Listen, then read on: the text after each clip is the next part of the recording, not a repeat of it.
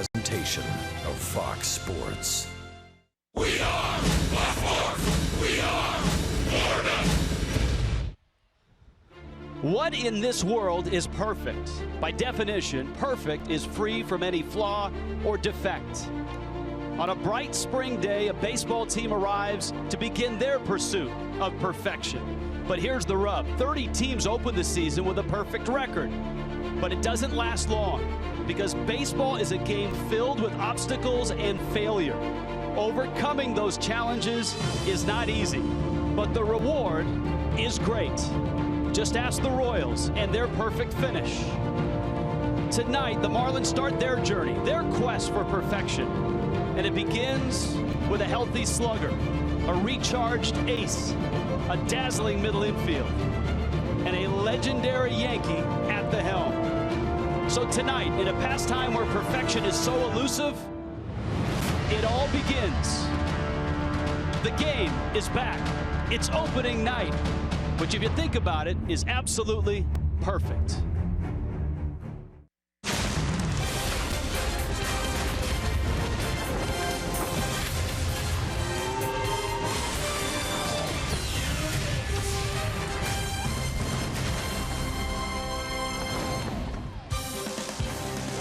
From Miami, it is opening day, opening night. 2016, the Miami Marlins, the Detroit Tigers. Marlins Park is ready to go. And yes, the weather is perfect. The crowd will be big. The manager and the hitting coach are brand new. Some old friends. A Miggy and an Ichiro. Tigers and Marlins on an opening night. Welcome inside Marlins Park. Hi, everybody. Rich Waltz. Tonight I'm joined by Preston Wilson. Opening night, opening day is special not only for broadcasters. This is your first opening night, by the way, as a broadcaster in the booth, but also as a player. And you had some success on opening days. Opening day is big. When you're in the minor leagues, every time that major league club breaks and you don't go with them, it's a letdown, whether you thought you were going to make that team or not. So when you make the major leagues on an opening day, it's something to be cherished, and it's something that's a definite honor. Biggest additions for the Marlins in the offseason. Let's start with the manager and Don Mattingly. He brings an impressive resume as a player, but as a manager success, 3 consecutive postseasons going into this season. Well, as a manager, he's got a .572 winning percentage since 2013, and you look at his numbers as a player, he was dominant. He wasn't just good, he was great. He was also a terrific hitting coach, certainly in his day, and then sat next to Joe Torre as a bench coach and learned his trade as a manager. For hitting coaches, he has a pretty good one that walked through the door, certainly at spring training, and that's Barry Bonds. Bonds has been fun to watch for 6 weeks of spring training. Preston, how do you think this impacts the Marlin hitters? When you have the best hitter to ever play the game as your hitting coach, I think it can only help. He has this ability to help guys understand what they need to do to get better. There's no surprise why some of those guys who went to the Giants and played with him throughout his career had some of their best years in their career. Michael Tucker, and the list goes on. So when you have that type of knowledge sitting in the dugout with you, you can't help but draw from it. All right, additions as far as on the field. Wei-Yin Chen, the lefty from Baltimore, from Taiwan. Here's a guy that did everything but win in Baltimore. His pitch chart, what will we see out of this lefty in his first start as a Marlin? Well, he mixes it up. Throws a lot of strikes, fastball, slider, throws his curve a lot. His change, I think, is his really big equalizer. He spots the fastball, but he can really get hitters off balance with that changeup. Chen with the 4th best winning percentage in the American League over the last 4 years, and those are his numbers after a really nice run in Japan at 46 and 32. So he's atop the Marlins rotation. Jose Fernandez will start tomorrow in Game 2 against the Tigers. It's just a 2-game series. Awards, something over the offseason that D. Gordon, I would expect he probably just went out with his new contract, a 5-year deal, and bought a tuxedo, right? I mean, look at all the awards that he has hauled in. A batting title, a gold glove, a stolen base crown, all of those things. And right now, a live shot there as he approaches home plate with Michael Hill, Dave Van Horn, he's about to get some more hardware. Well, this is a proud moment for the Marlins to have a player to do what Dee did last year. That doesn't happen that often. Batting title, stolen base title, just Gold Glove. He has been everything and more that the Marlins thought they were getting. So certainly Gordon, a headliner going out of last year, especially on that last day when he won the batting title. Remember, you and I had a great seat at that one in Philadelphia. But every preseason magazine, every columnist, every analyst on television, when asked about the Marlins' chances to get to the postseason in 2016, said, one caveat, if Giancarlo Stanton is healthy the entire season, then the Marlins have a shot. Because Stanton last year wasn't healthy. Still, his numbers were pretty incredible. He put up some unbelievable numbers in a short amount of time. With Giancarlo Stanton in this lineup, he creates problems for the other team. Even when he doesn't do well, they have to pay so much attention to him. So much energy is spent trying to figure out how to keep him down that they're bound to make mistakes to the other guys in the lineup. 74 games, 27 home runs last year. So, I mean, if you just go 145 games, all of a sudden he's hit 54 homers. That would be significant, certainly, for this team. When you're throwing out those type of numbers, that's going to elevate this team, especially in this division. We're talking about a division where everybody's thinking maybe it's the Nationals, Mets, and Marlins in the top three.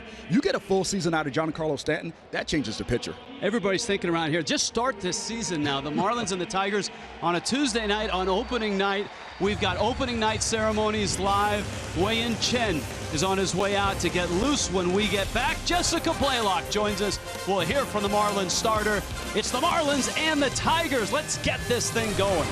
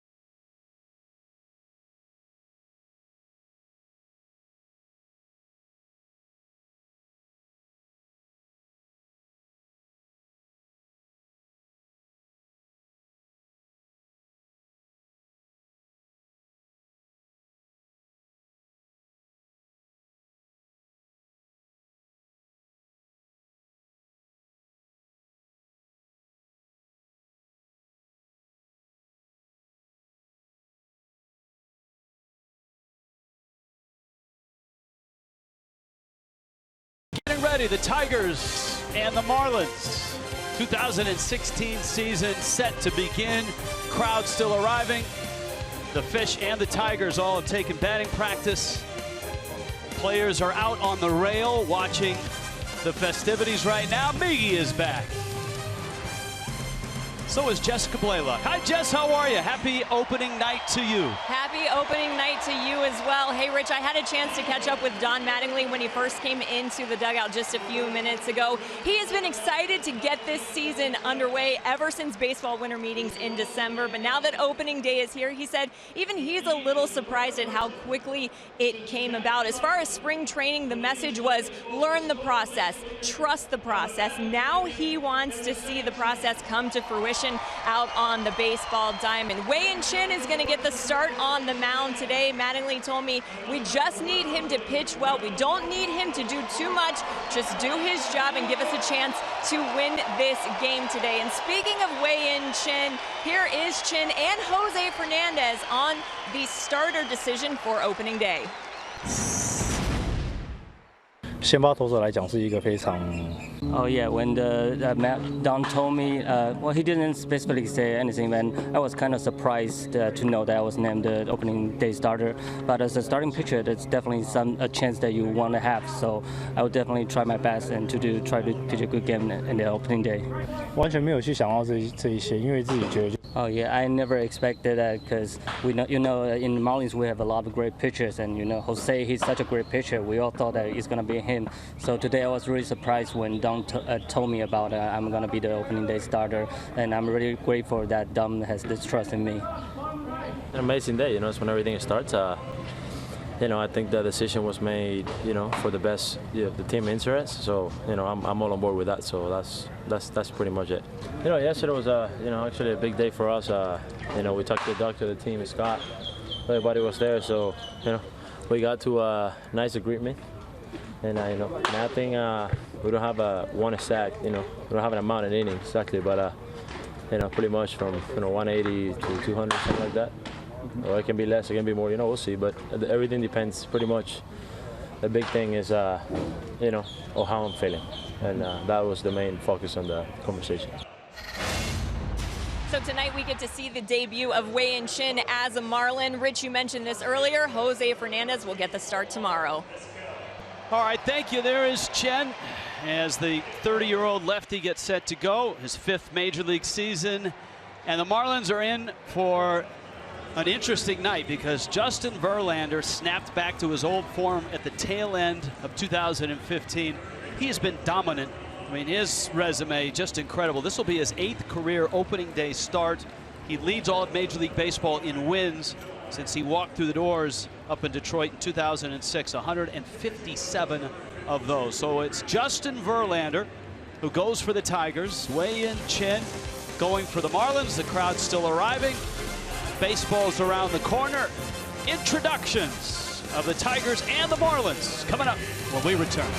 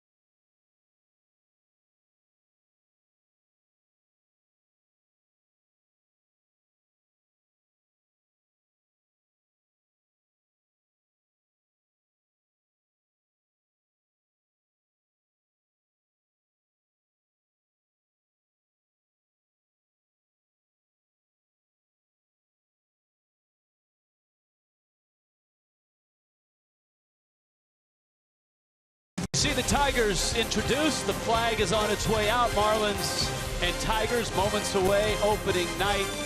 Large crowd, Rich Waltz, Preston Wilson. Always a big night in baseball. Now, if you're watching on television or if you're part of the crowd here, you'll see a different look at Marlins Park. Preston Wilson, you played in the outfield for many, many years in the major leagues. Have not played, obviously, in this ballpark, but you've seen a lot of games. So tell me, left field, let's start there. That wall now is 7 feet. You see where the old wall used to start by that scoreboard. It transforms that space both as a left fielder and as a fan in the Clevelander. Well, as a left fielder now, the ball that's over the fence now is playable. Before, with the fence as high as it was, a lot of balls, outfielders would just turn and play it off the wall. Now you're going to see left fielders playing in this ballpark, going and trying to rob those home runs. All right, Chad Robinson, the PA voice of Marlins Park. Let's meet the 2016 Miami Marlins. Mike Diaz, Dominic Camarda, Jacob Diamond, Sean Monahan, Jeremy Reuter, visiting clubhouse manager Rock Hughes, head athletic trainer Sean Cunningham, assistant athletic trainer Mike Kozak,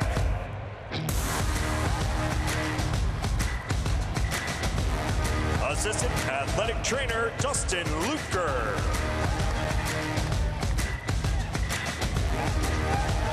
strength and conditioning coordinator Ty Hill, and the video coordinator Dan Budraka. Preston, it's always fun to watch the clubbies and all the guys behind the scenes. This is their moment in the sun on opening day every year. And they revel in it. And it's a part of the game that people don't realize. Players depend heavily on clubhouse guys. They help the guys get through the day. I mean, these guys wash your uniforms. So much so that this year's spring training, Tom Kohler organized the Clubby Olympics, which if you follow MLB Network or MLB.com, you saw highlights of it. Just a terrific, fun event, not only building the team morale, but also having fun with the clubbies as well. Well, I think it also shows respect for those guys that help you through this long season, cleaning your spikes, making sure your equipment gets where it needs to be. These guys are heavily relied upon by players, and it's nice to show appreciation for them. And I think it's certainly a great example of a different clubhouse this year as opposed to last year. Welcome, very much welcome to see how this clubhouse has come together. The attitude is different. It's got a different feel when you walk in that locker room. Well, certainly when that guy walked in the locker room, there were jaws that dropped, and you could have heard a pin drop when all of a sudden the hitters who grew up watching Bonds, even Ichiro was excited to get to work with Barry Bonds. So you've met the clubhouse staff. Let's meet the 2016 Marlins.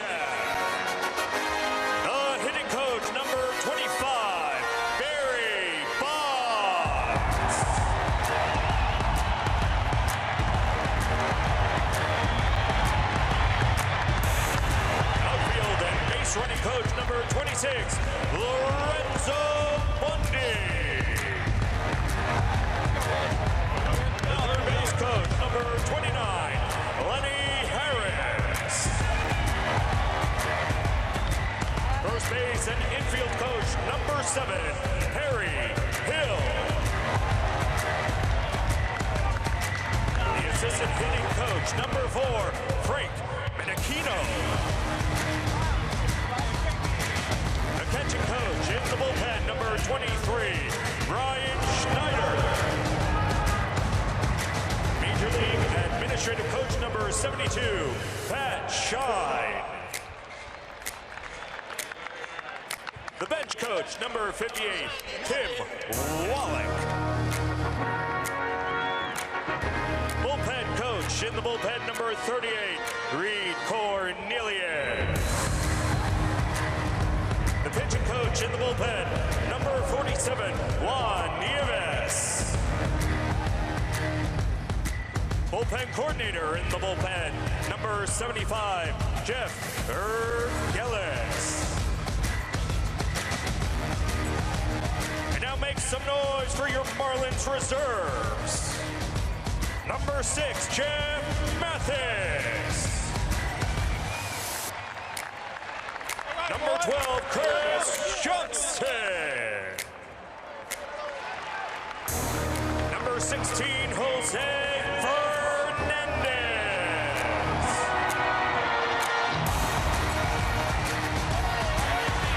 Number 17, Craig Breslow.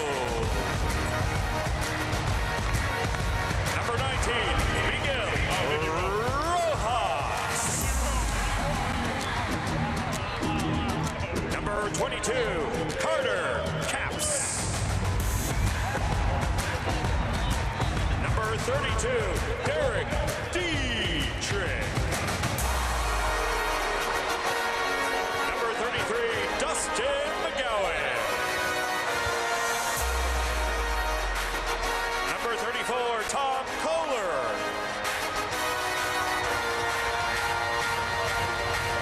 Number 35, David Phelps.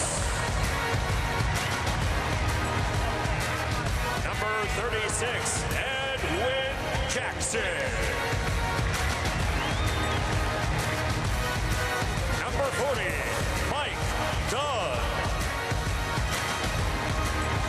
Number 44, A.J. Ramos. Number 45, Chris Narveson. Number 51, Ichiro Suzuki.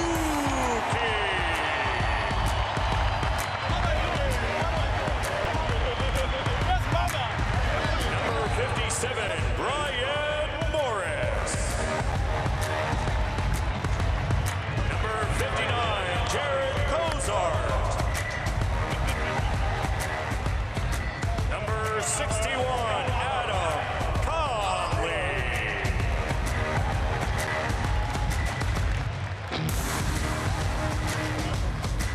And now, Topps brings you the players, the manager for your Miami Marlins. Number 8, Don Mattingly.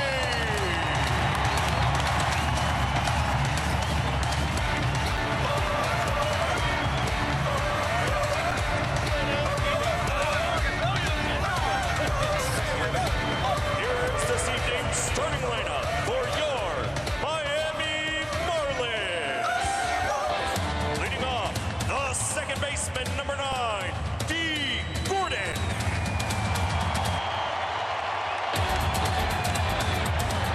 Batting second, playing center field, number 13, Marcelo Ozuna.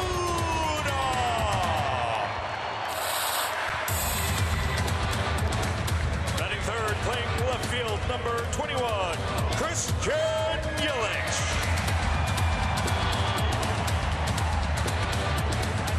Batting fourth, playing right field, number 27, Giancarlo Stanton.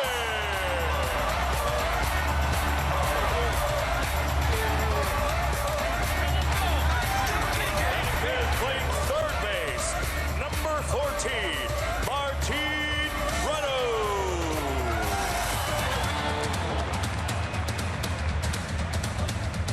Batting sixth, playing first base, number 41, Justin Moore.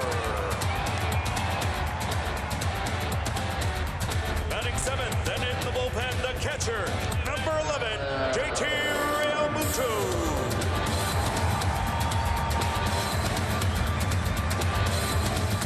Batting eighth, the shortstop, number 3, Adeiny Echeverria.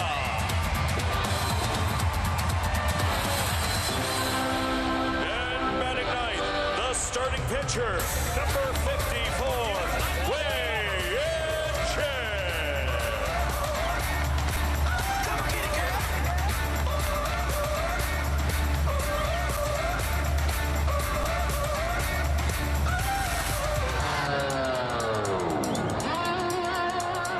Ladies and gentlemen, boys and girls, we ask that you please rise and remove your caps as we honor our country with her colors and national anthem. Presenting the colors this evening is the Honor Guard from the United States Navy Operational Support Center, Miami.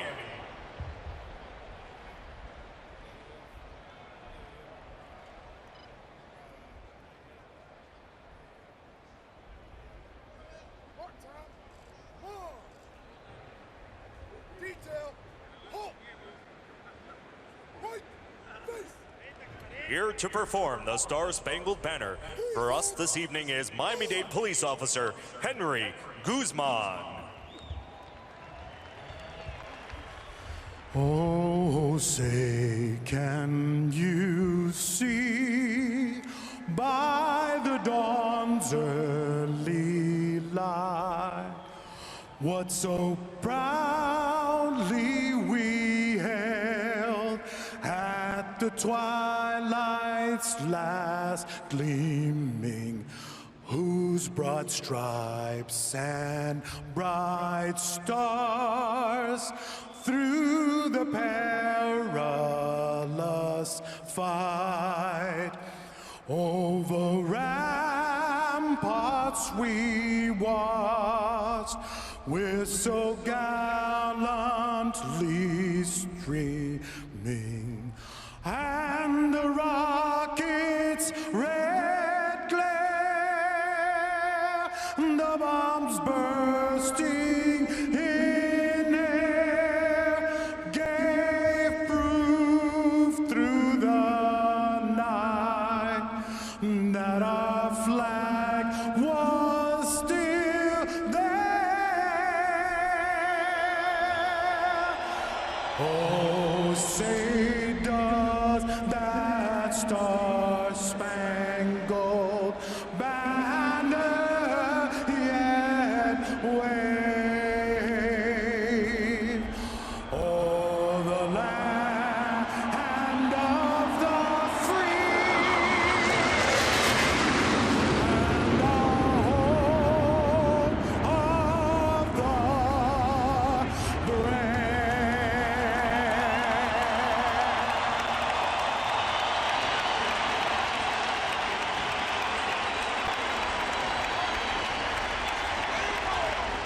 Introductions, anthem, flyover, opening nights, Marlins and Tigers, first pitch. Next.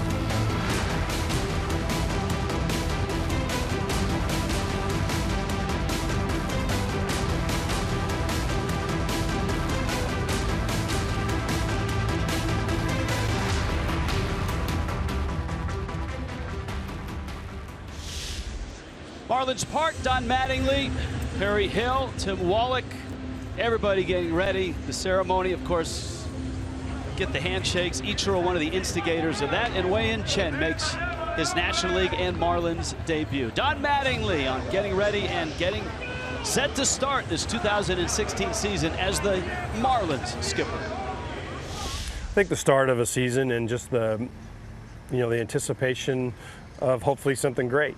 I think each club goes into the season hoping, if you're a club that nobody gives any chance to, you're hoping for magic, right? You're hoping that we're that team this year that is the team that catches fire. We're playing great, momentum goes our way. You hope you're that team. If you're a club that has high expectations, then it's basically just about living up to that and being prepared. But it's all about the beginning of the unknown, right? You don't know what the season's going to unfold, how it's going to unfold. Well, one thing we know tonight, the season will start, or at least start to unfold, with the roof open and the rolling windows wide open, and downtown Miami just in a glorious sunset right now. The weather absolutely perfect, 77. Humidity is low. Now there is some wind, 18 miles an hour, and it generally comes in through those rolling windows as you look outside to downtown Miami. Preston Wilson, what does that mean for hitters? What does that mean for outfielders? When the roof is open and those back windows are open as well, the ball doesn't seem to carry as well. When the roof's open, it creates a vacuum type effect and sucks that wind in. Those windows in the back are facing the ocean, and the breeze always comes in off the ocean. So the outfielders may be able to play a little bit shallower today.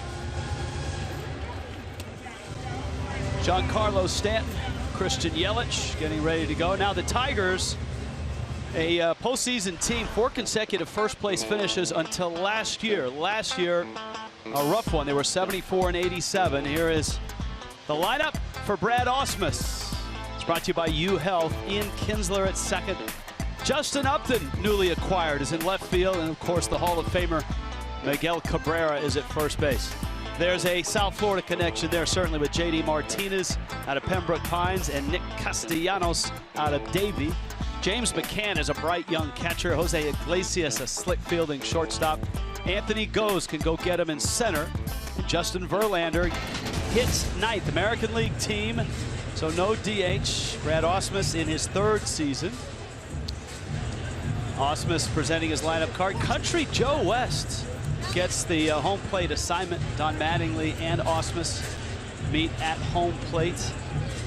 That quartet of umpires, Kerwin Danley's at first, Andy Fletcher at second, Mark Rippinger is the umpire at third. Joe West, a colorful character, runs the game in his own unique way, and it's a terrific pitching matchup. Certainly, you've got Verlander going for the Tigers, Chen, the lefty, who didn't face the Tigers a lot, surprisingly enough, when he was in the American League with the Baltimore Orioles. He was asked about that and said, hey, they know about you. How do you change? He said, you know what? They don't know that much about me. I didn't face him, or at least don't remember facing him all that much. There's his career 3 starts. That's it. In 4 seasons, 3 starts. 1-0 record, though he did get touched for some runs. And the Tigers, it's a dangerous team. You look at the top, Kinsler, always a dynamic offensive player. Upton has pop. Miggy is Miggy. J.D. Martinez remade his swing and turned himself into an all-star. Nick Castellanos, up-and-comer at third base as well. The scouting report brought to you by Auto Nation as we scout the Detroit Tigers. Preston Wilson, you can do the honors. Well, they went from first to worst in American League Central, so they're looking to try to rebuild things. They led Major League Baseball with a .270 batting average in 2015. Al Avila replaces the former also Marlins GM, Dave Dombrowski, in that same role. Dombrowski, of course, then was quickly snapped up by the Red Sox, and now Avila, another South Florida guy, Hialeah High School, St. Thomas University. His son Alex, by the way, who went by Avila, a Tiger for a long time, Archbishop McCarthy High School from down here. He is now in the same division with the White Sox, so that'll be an interesting Thanksgiving dinner if the White Sox or the Tigers get to the postseason and the other doesn't. So Mattingly and Ausmus on their way to the dugouts. And Wei-Yin Chen ready to go. You know that he pitched for the Orioles and was successful. 46 and 32, 4th best win percentage in those 4 years in the American League. You may not know what he throws. And so Preston Wilson, we figured we'd refresh everybody on the arsenal of this lefty. Well, he's got it all. He's got the good fastball that he really locates well. This is one of the keys to Chin, is the location of the fastball. The velocity's good, low to mid-90s, but he always tends to put that fastball in a good spot. And the slider, that's a pitch that he uses to really get pitch batters off of that fastball. The changeup, to me, is the one that he really uses to upset the timing, get guys in front, use the aggressiveness against them. And the curve has that bigger break, slower, gives you more of a change in velocity. The whole arsenal's there. And the one thing he does is he throws strikes. You don't often see nowadays guys that throw slider and curveball. Sometimes they throw that slurve, a slurvy curveball. But Chen getting ready. Defense behind him. Up the middle, the Marlins had a great year last year, and a talented outfield is back. Take us around the outfield. Look at your Marlins defense. Christian Yelich in left. Marcell Ozuna back in center field. Giancarlo Stanton, great to see him out there in right. Prado at third. Echeverria at short. D. Gordon at second. Justin Bohr at first. Real Muto as the catcher. And Chen on the mound. And the Marlins hopeful certainly to get off to a fast start in 2016. Something they did not do in an ill-fated 2015. D. Gordon needed a couple of the bat boys to help him to the dugout after the ceremony at home plate, getting a Silver Slugger, a Gold Glove, a stolen base title. What am I missing? He was an all-star. Just an all-around good guy award probably thrown in there somewhere. Yeah, I mean, look, the last person in the National League to win a batting title and a stolen base title in the same year, Jackie Robinson. Yes. The only other person in baseball to add a Gold Glove to those other two is in the building, and that's Ichiro. So he was in high company last year, and of course that dramatic finish when he won the batting title on the last day. Ready to go. Opening night in Miami, bright lights, big city. 2016 has arrived. Wei-Yin Chen against Ian Kinsler. And a low 90s fastball for a strike. Pinch a penny brings you the first pitch. Kinsler last year. Broken bat. And it lands fair. Kinsler around first. Headed to second. He'll hold, and Yelich gets the throw in. Not a great year last year for Kinsler. But he opens up 2016 with a base hit to left. Ball gets in on him, but he lands it in the right spot, gets it down the line here. Christian Yelich does a really good job getting to this ball quickly to stop that from being a double.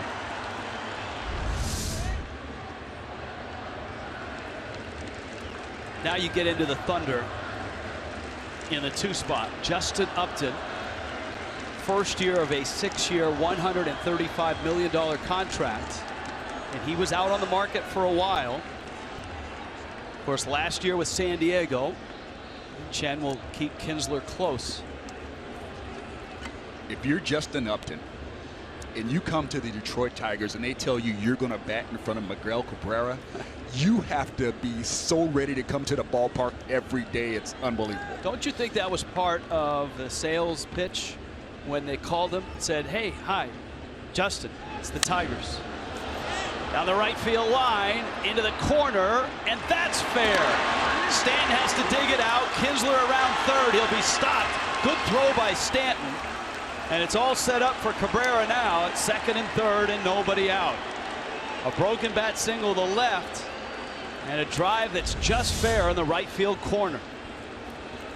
Chen has made decent pitches. This ball is down, out over the plate. Upton just finds a way to serve it down that right field line.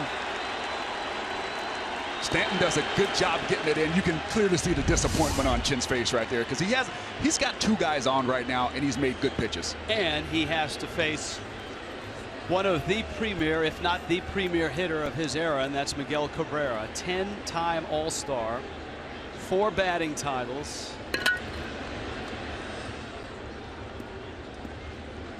And here is Miggy. And of course, a Marlin to start his career. Infield back. Chen misses in.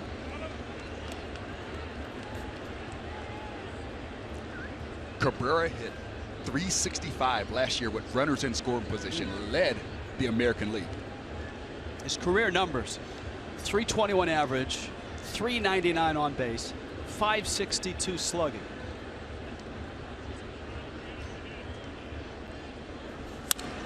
Bouncer in the hole. Echeverria has it, and he'll get the out. The Tigers are on the board. As Kinsler comes across, Miguel Cabrera has an RBI ground out, and Justin Upton remains at second base.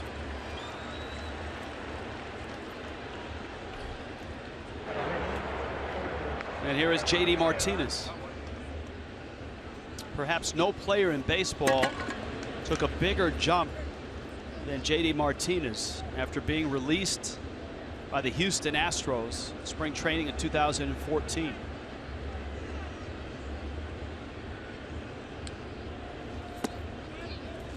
And he took it upon himself that offseason to totally revamp his swing. He wasn't happy with where he was. Studied video, a lot of video. Ryan Braun, Miguel Cabrera, Albert Pujols. Those were the guys that he watched on video. He widened his stance, lowered his hands, and just like that, he became a force. You found a way to create a scenario where his hands were getting into the zone quicker and staying through the zone longer, and that's what all those guys have in common. Their hands get in the zone quickly and their bat stays on that plane for a long time. 33 doubles, 38 homers last year. Upton at second, 1-0. Tigers off to a quick start. Chen misses down low, and it's 2-1. If there's one thing that Chen does well, it's pitch with runners in scoring position. He led pitchers. I mean, against opponents last year, they only hit 170 against Chen. Well, he got an out from Cabrera, though Kinsler scored. This one's hit to right and hit well. Stanton is back on the track, and he makes the catch. And Upton on his way to third. That wall in right field did not move from last year. We talked about the fences in center field. One thing that is different out in right, see that warning track behind Stanton? The warning track at Marlins Park went from 20 feet to 25 feet from foul pole to foul pole. There's the dimensions, the new dimensions. Still a real poke in left center and right center. And center for that matter. It's still going to play like a big ballpark. There's just going to be some added elements on the fly balls that the outfielders have the opportunity to get back to. Nick Castellanos, and he takes a strike. Now Castellanos, a local guy, Archbishop McCarthy High School, was headed to Miami, offered a baseball scholarship, but then signed after being a first-round pick. Grew up in Davie. And he already has a couple of big league seasons in the books. Started his high school career at American Heritage. He was a teammate then of Eric Hosmer, Devin Marrero. 1-1. I've been impressed with Chen after he gave up those first two hits to have men on second and third with nobody out.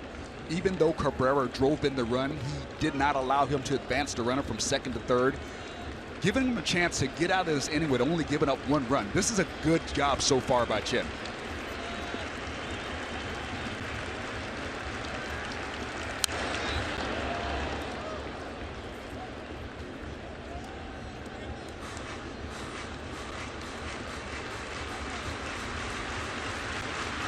Not a guy that gave up a lot of runs in the first inning last year as a member of the Baltimore Orioles. Last year an ERA in the low threes, 31 starts. 1-2 to Nick Castellanos. Justin Upton at third, a run across for the Tigers. And there's that back foot slider. Count 2-2. If you're just joining us, The roof is open. The weather's absolutely perfect. 77 degrees, low humidity. And there was wind during batting practice, but that feels like now that the wind has almost disappeared.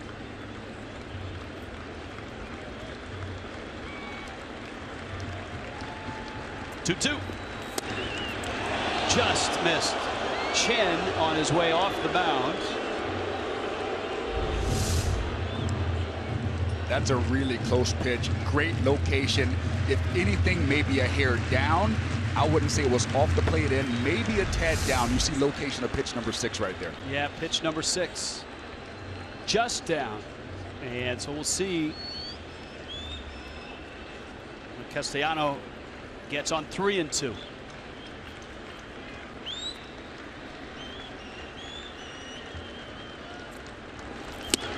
Fastball, and he got him. And so Chen limits the damage.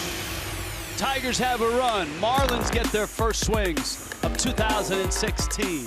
Gordon, Ozuna, Yelich, Giancarlo.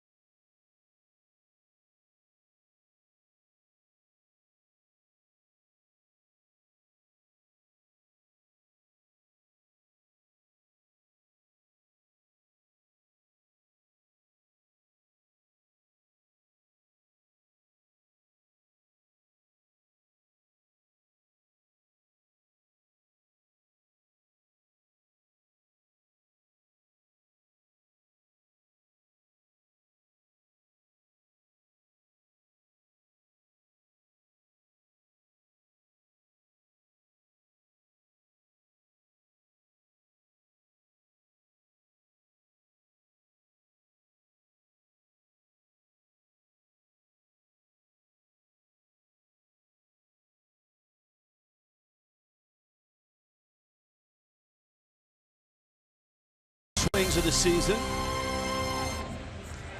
Greeting from Joe West. And a look at one of the great aces of his era, right? It's Justin Verlander. Anybody that wins a Cy Young and an MVP, 6 All-Stars, Rookie of the Year, couple no-hitters, couple one-hitters. Gordon, Ozuna, Yelich. And Gordon shortens the bunt, takes a strike. Verlander 33. Last year he missed a couple months early in the season with a strain of the tricep. But he was really, really good in the last 2 months of the season. Gordon slices one to left. Upton charges in, and he's there to make the catch. Miami's opening night lineup brought to you by UHealth. Gordon in the leadoff spot. Marcell Ozuna all spring was slotted second, and Yelich down to third, right in front of Giancarlo Stanton.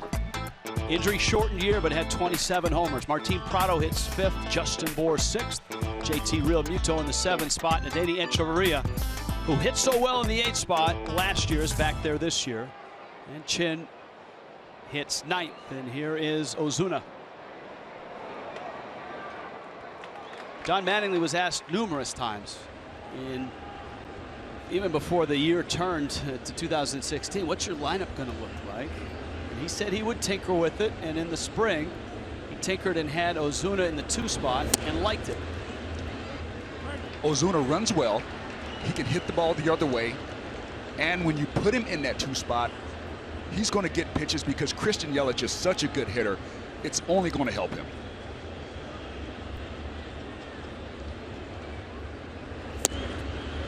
Verlander a slider that misses away. What does that do to the rest of the lineup? You see the spring numbers that Ozuna had. You talked about Yelich. What's it do to Stanton and then on down the line? Well, more profoundly, I think it puts Prado in a situation where he becomes more of a run producer now.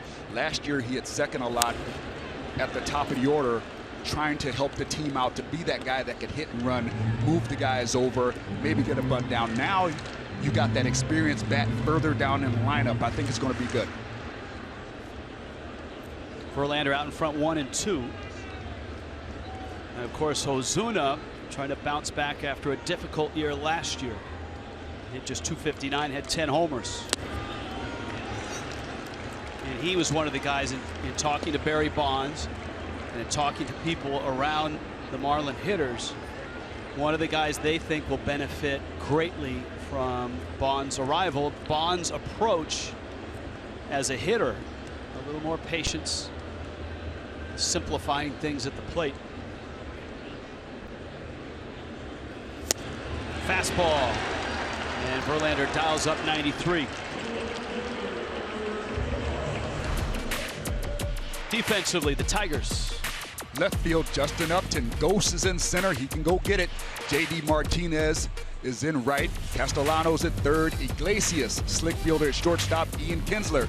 Second base, Miguel Cabrera at first. McCann, good-looking young catcher behind the plate, and Verlander on the mound. Now Yelich, 2 outs. Verlander gets the first 2 he faces. And Yelich bangs one to left. Upton has that one. Well, he hit it on the button. Upton snares it. We're underway in Miami. 1-0 Detroit.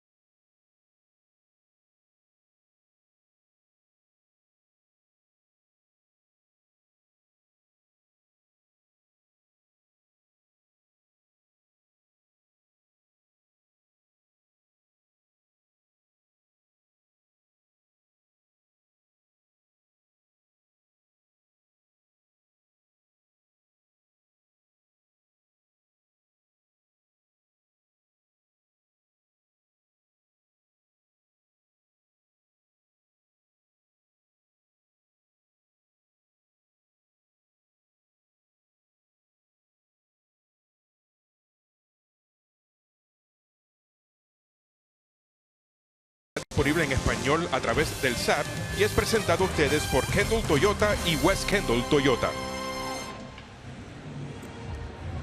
The game is back. The season has started. Top second in Miami. Tigers and Marlins, odd coupling to open a season, but as you know, with the change in scheduling from a few years ago, there's an interleague game every night in baseball, and these two teams played a weird one to finish the season. 2013, remember that? That was a no-hitter by Henderson Alvarez. So they have played before in this ballpark. To right, that one's hit well. Stanton back on that big track, and he reaches up and makes the catch. James McCann. And it looks like the approach so far for the Tigers is decidedly a right field approach. Stanton does a really good job of getting back, making sure he knows where he is in relation to the warning track and the fence to make the play. 3 fly balls already to right. One was that double by Upton that just snuck inside the line. And here's Jose Iglesias.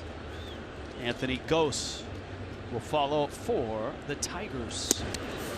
Tigers undergoing a transition over the last couple of years. As we noted, first place team in 2014 bounced in the division series, backhanded by Prado, and across the diamond, Chin, who's been durable and able to get deep in games, has got himself 2 outs. Prado's just steady over there. You look at the Marlins defense in the infield as well as the outfield. They're one of the stronger defensive teams in the league. And with Justin Bour looking more agile over there at first, you know his range is going to increase. This has got a chance to be a really great defensive ball club again this year. Here is Gose, and he takes outside. Now, I know there's all kinds of metrics to judge defense. The old-fashioned one is fielding percentage, and if you use that, the Marlins had their best season ever defensively. And if you want to go into the metrics, you go up the middle, where D. Gordon had a brilliant year with zone rating, UZR. Adeiny Echeverria's metrics really changed last year, and a lot of that had to do with his positioning. Yelich covers a lot of ground in the left. And Chen right now is pouring across strikes. It's 1-2.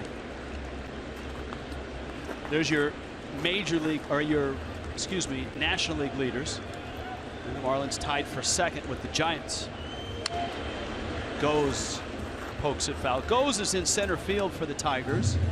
Cameron Maybin, our old friend, former Tiger, former Marlin, former Padre, former Brave. Cameron Maybin is a couple of weeks from getting off the disabled list, and he'll play some outfield as well. Off of Chin, Bour will have no chance to get Gose, and let's hope Chin is okay. Not sure what it hit. He's flexing that left hand. Yeah, it looked like it got him on the forearm there. You hate to see that. No, he's in a good fielding position. He just can't get out of the way. Just above the elbow, looked like. Yeah.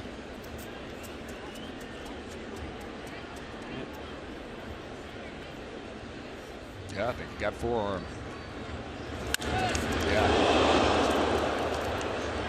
Boy, of all places, and on all nights, pitching elbow, opening night, second inning.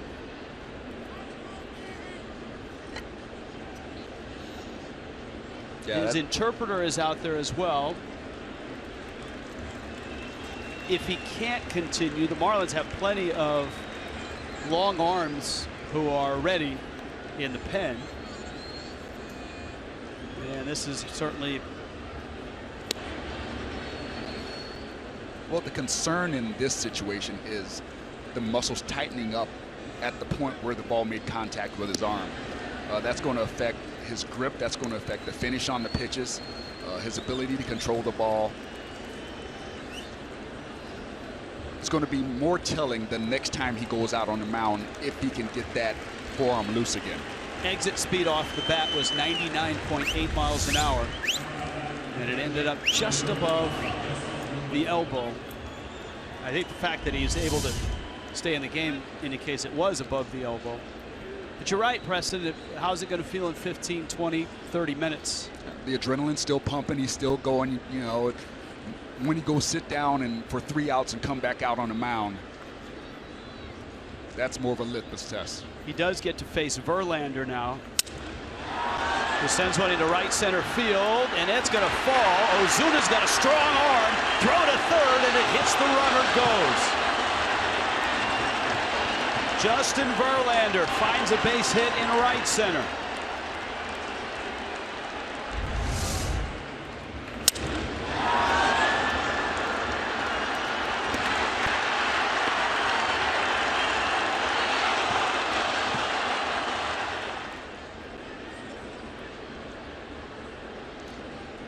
Throw on the mark. Ball just handcuffed Prado. When you watch Marcell Ozuna play throughout the year, you realize his footwork, his arm strength, he's one of the best in Major League Baseball in attacking the baseball and putting himself in position to make plays. I love watching him play center field. The Marlins bullpen right now is starting to scramble. Obviously, Chen hit by that line drive as well. Now he's at the top of the order with Kinsler and then Upton and then Cabrera. So if he's not 100% and he wobbles here, it could be disastrous. At the corners, and he gets a strike. Phelps was running initially back to the mound.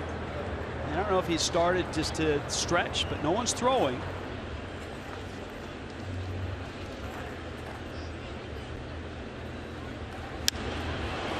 Fly ball left field deep. Yelich is back and looking, and it is disastrous.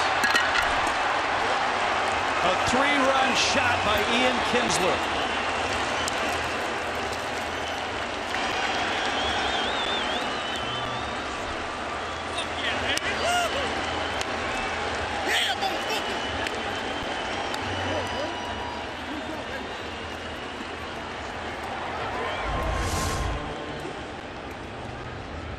See the pitch coming in there only at 88 miles an hour, and Ian Kinsler, a veteran hitter, knows what to do with a fastball that gets a lot of a plate when it's 88. The sign that a fastball is 88 miles an hour has got to be a red flag, doesn't it? That lets you know that that finish isn't there. That flexion that gives you that velocity out of the hand isn't there right now. Now, if the Marlins wanted to replace him, they could do it without having to hurry someone out of the bullpen, because it would be an injury and he'd have enough. The reliever would have as much time as he'd want to warm up. And I wouldn't be surprised if he loses Upton if that's the case. Juan Nieves, new pitching coach. In the air, long run for Stanton. And he makes the catch. A line drive off the elbow of Wei-Yin Chen. And 2 hitters later, Ian Kinsler, a 3-run homer.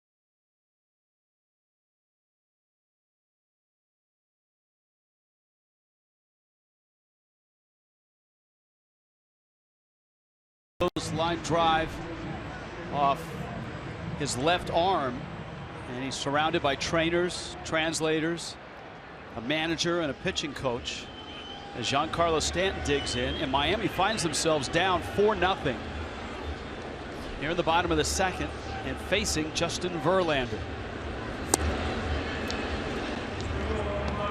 Chen has got the arm covered, and although he stepped into the clubhouse, you would think that he's still in there, at least for now. Mighty rip from Stanton. There's a matchup you want to see.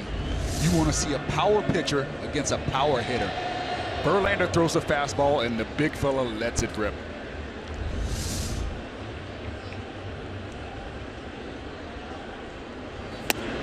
Fastball up, and it's 2-1. For Stanton, everybody, and he's at the front of this line, is hoping for good health in 2016.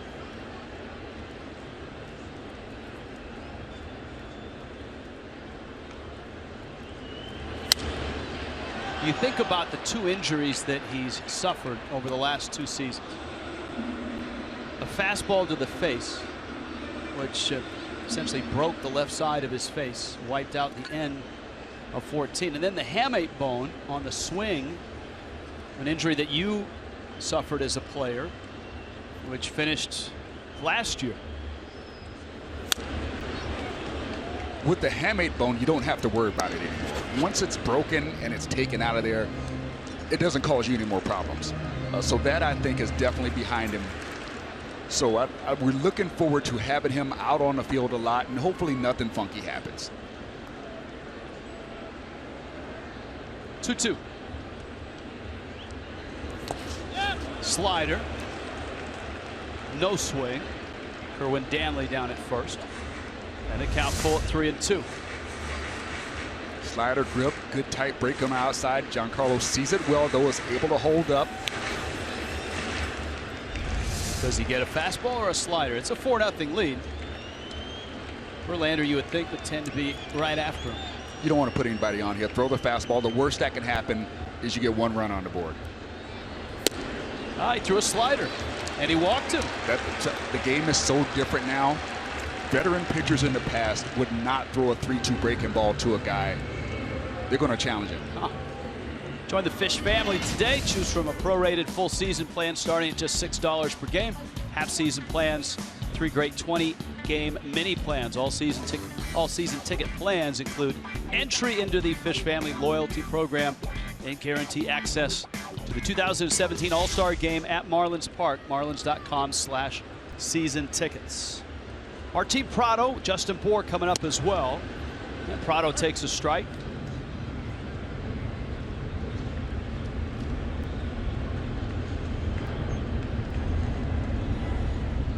Prado, a long look down to Lenny Harris,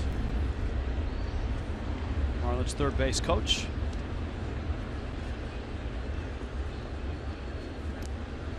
So in Verlander's case, now you've walked the first batter of an inning after your team has just extended the lead for you. You're setting yourself up for traffic on the bases and for bad things to happen.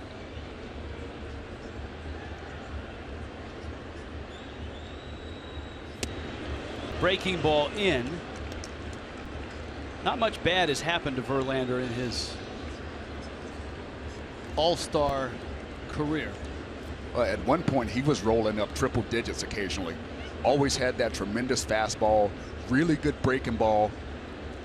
And you know the thing that Verlander has been able to do during his starts is something the Marlins would like Jose Fernandez to do a little bit of.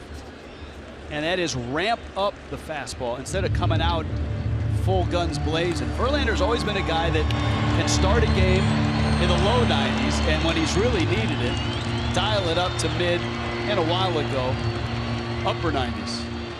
That's a learned thing, though. That's something that takes time to build up, because you can't sacrifice location or movement when you do throttle down off of that fastball. Some guys, when they don't throw max effort, they lose action, they lose command, and they get hit, and then they're not comfortable not throwing as hard as they can. So I think part of the challenge for the Marlins right now is to teach Jose Fernandez to be able to pitch less than max effort, but still maintain action and command. Prado's not an easy guy to walk, and he's not an easy guy to strike out. He is a contact hitter.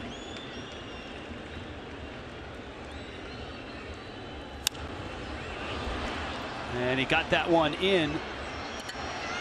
Iglesias and Upton, and it's Upton with a basket catch in left. Out number 1.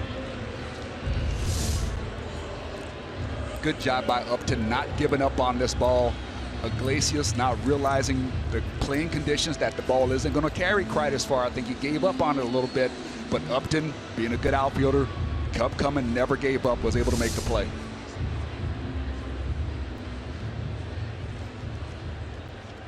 Tiger infield shifted around. You can see Justin Bour drew a lot of shifts last year. Hit the ball through some of those shifts. People forget that Bour was 5th in the National League Rookie of the Year voting. And that was in 129 games, and Verlander stays outside. It's 1-0. I was impressed, not just with the number of home runs that he hit last year and the RBIs that he drove in, but the situations that he did it. He did it in big spots, in meaningful situations, and those are key signs for young hitters.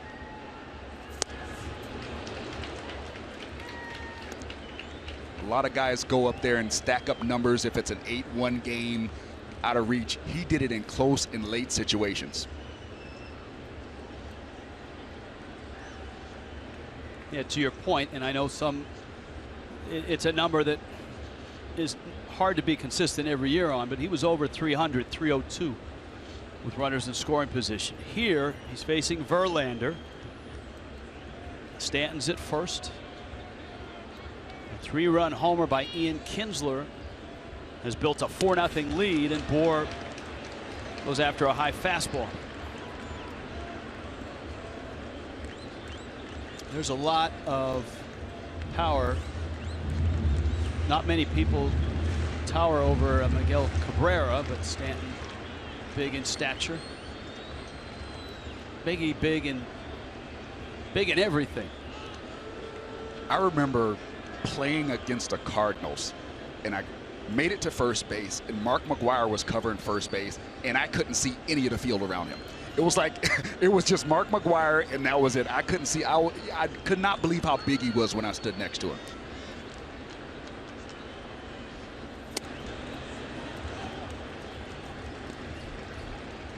When we get to the 3rd inning, Marlins president of baseball operations, Mike Hill, will join us.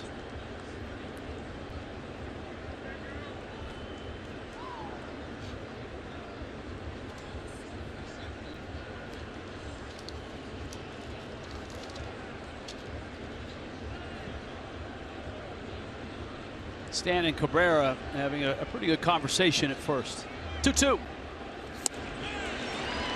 And Bour goes down. Really good changeup by Verlander right there. Pulled a string on him. Had the location of the fastball, but the ball wasn't there. Gets Bour to swing through it. Nice job. This copyrighted telecast presented by the authority of the Marlins may not be reproduced or retransmitted in any form. Accounts and descriptions of the game may not be disseminated without the express written consent of the Marlins. JT Realmuto now. With Stanton still at first, a leadoff walk by Verlander. That's the only blemish on his night so far. He struck out Ozuna and Bour. And he gets a strike on Realmuto.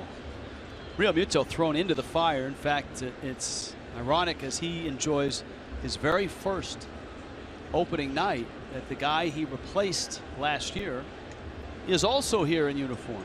Jared Saltalamacchia is the backup catcher for the Detroit Tigers.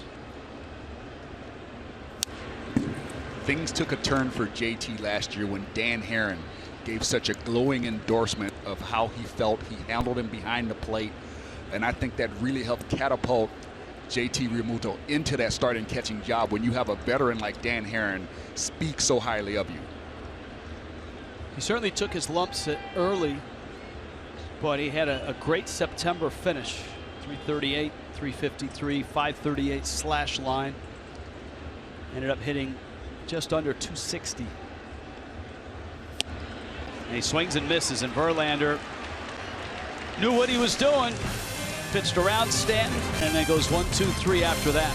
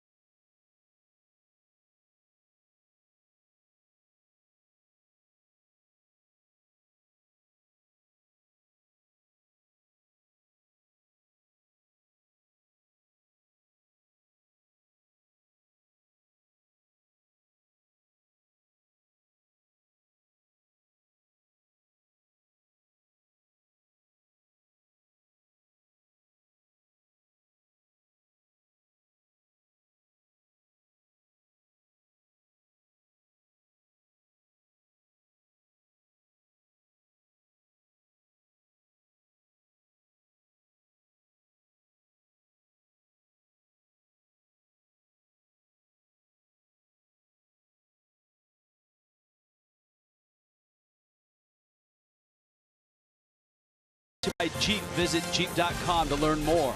By Bank United. Switch to Bank United today. Visit us online at bankunited.com or call 1-877-779-2265. And by your local Toyota dealers. Let's go places. Tonight, Marlins Park. The season opens for the Marlins and the Tigers. Joining us now, Marlins President of Baseball Operations, Michael Hill. Rich Waltz along with Preston Wilson. For you, I guess, concern. Let's start with Wei-Yin Chen. You saw the line drive that hit him. He stayed in the ball game. What did you see? What do you know? Well, what I saw is what we all saw, a line drive back off the bat from Anthony Gose, and so far so good. Got the report immediately from our training staff. Nothing major. It was a blow that sort of hit forearm and a little bit of elbow, but no swelling, no pain, and he is ready and able to continue and get us deep into this game. You know, I'm sorry, I should have started it by happy opening night. Yes, to happy you. open night Officially, to both of you guys. we exchanged that before we came on camera.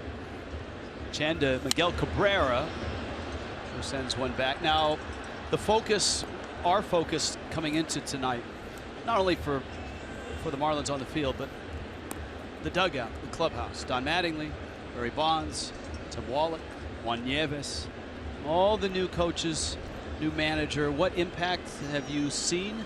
What have the dynamics been like from spring training up here till opening day? Well, with the entire staff, Donnie and his entire staff that you just rattled off, just totally professional, and they bring an air, a leadership that we really were looking for coming into the offseason to help a young club, get over the hump, and they've come as advertised. Ground ball there by Miggy. Nice play by our Gold Glover, but truly his staff is what we were looking for. We wanted to get an experienced group in that dugout to help what we felt is a talented group of young players and help take them to the next level. Yeah, you just reminded me. He took a big step forward last year in his play-by-play abilities. Yeah, as he just did. Didn't want our fans not to know that we got Miggy out. That's big. You get Miggy out. With the staff that you brought in the addition of Barry Bonds. When you went to go to Barry Bonds, what did you see as the upside? What did you think he was going to bring to this lineup? Just that sort of next level type of. That is a J.D. Martinez blast into a much smaller triangle. He'll hold at second with a double. And really, when you talk about Barry Bonds, you're talking about one of the greatest hitters of all time. And if we can get an ounce of that knowledge and that baseball know-how to rub off on Giancarlo and D and Yelich and Ozuna, we felt like we could really, get our players to take that next step.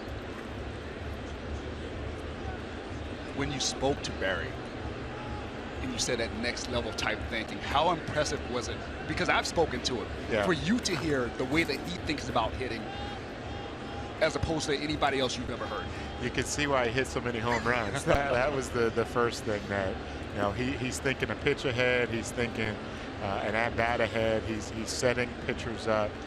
He's the one thing that was obviously clear when we talked to him is that this is a person that is extremely prepared, and when he said that he was ready and willing to go back onto the field as a coach, we couldn't have been happier, because we knew that if we could get him to impart some of that knowledge to our young hitters, we felt we'd be in a good place. Let's talk pitching. Last time the Red Sox won a world championship, Juan Nieves was their pitching coach. He adds an interesting dynamic, as well as some of the folks you brought over from the Pittsburgh Pirates, Jim Benedict especially. Yes, the relationship with Juan and Jim Benedict, our VP of pitching development, is it's very unique, but it's one that we think will pay huge dividends for us.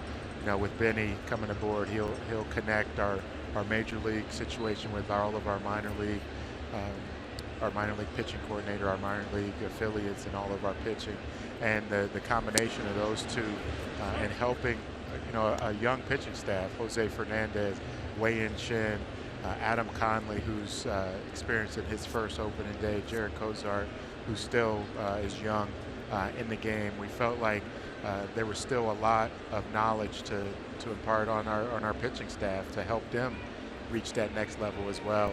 And Juan has been great. Fastball for a strike. As you saw in that shot, Jose has found a new guy to talk to.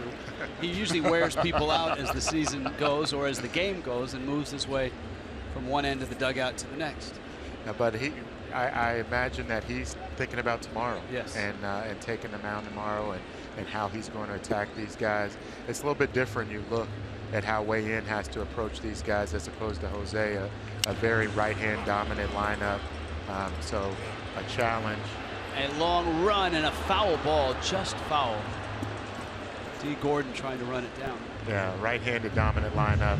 So it'll be a lot different for Jose when he steps on the mound, and different for Wei-In how he has to attack these guys.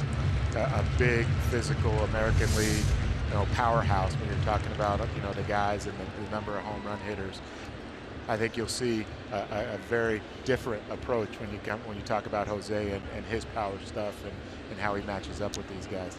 Has Nieves talked to pitchers about, now that these guys have been in the league a little bit, other hitters are starting to adjust with them? Has there been conversation about, now you may have to work these guys a little different because of the familiarity? Oh, no question about it. This league, it gets around quickly, and there's advanced scouts in the stands. There's advanced scouts getting video. It's a game of adjustments, and he who makes the most and the quickest and the best are normally the most successful. And with all of these guys, you may have been able to get a guy out a certain way one day, but the next day you have to approach it a little bit differently. And I think that's just the evolution of a young pitching staff, and even Jose, with who's as dominant as they come with his stuff, he's evolving as a pitcher. And for anybody who got to see him during spring training, you saw that you saw Jose, whose changeup was a good pitch, is now a well above average pitch for him to go along with that fastball and the breaking ball to make a complete pitcher and give him an opportunity to go deep in games and maximize his pitches. Marlins live tomorrow, 4 o'clock, 4:55. First pitch. It ends this brief 2-game series. And the Marlins tomorrow night will head to Washington, D.C. They will open up for the Nationals in the Nationals home opener on Thursday afternoon. 4 o'clock start there. 1-2 to James McCann. He takes outside. McCann, bright young catcher for the Tigers. These two catchers have a lot in common. McCann and Real Muto, both young, athletic, still learning the trade in terms of framing and all of that. Now, and you see it with JT. It was something that we brought to his attention as the season last year went on, and it was something that he really was important to him as he went through the offseason. He got to spring training. We were very fortunate that we were able, as part of Donnie's staff, to bring aboard a catching coach and Brian Schneider, who can work with JT and Jeff. Nice change up there by Wei-In to strike out Mr. McCann. Very nice. You want to send it to break? Well, we'll send it to break right now. All right. 4-0. Tigers on top. We got to work on that one.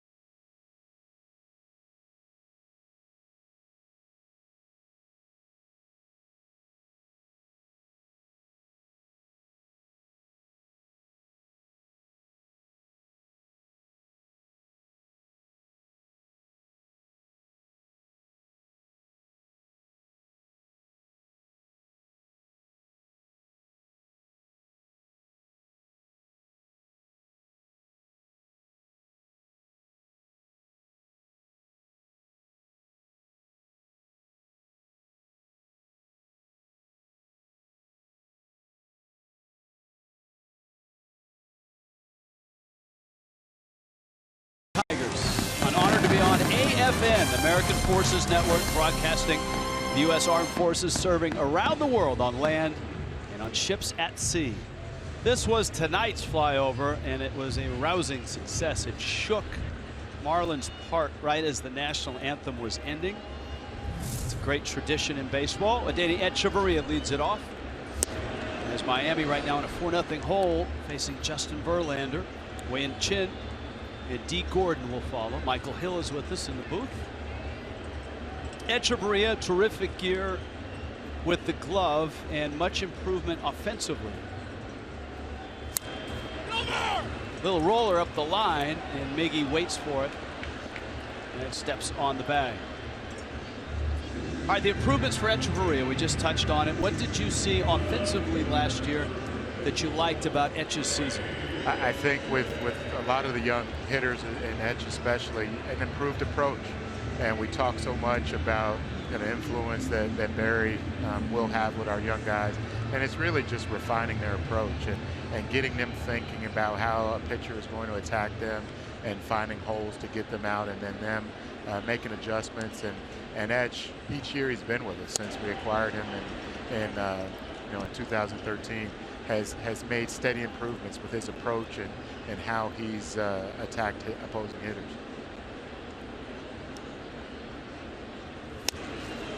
Chin probably overmatched, you would expect here. He hasn't had enough time to work with Barry yet. We've been focusing with Juan, Wei and Juan. He hadn't made it to Barry yet. It's a tough matchup. So you get blown away right there when you don't get at bats, and then you got to face a Justin Verlander. It's tough. Well, turn this line over, turn this lineup over, and get things going here second time around through the lineup.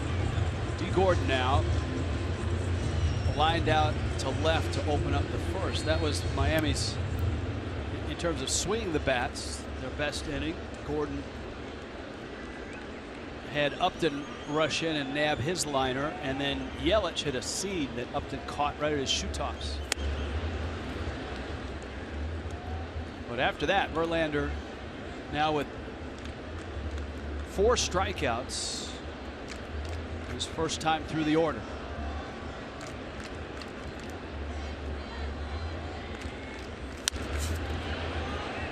Cabrera backing up and out. Gordon says safe, and this might be the first replay of the year. Don Mattingly is up on the step. Gordon says he's safe. Now, we've seen this in the last few years with replay. Oftentimes players will say they're safe. Here's our first look, and you know what? Miggy beat him. Not by much. That's about as close as it can get.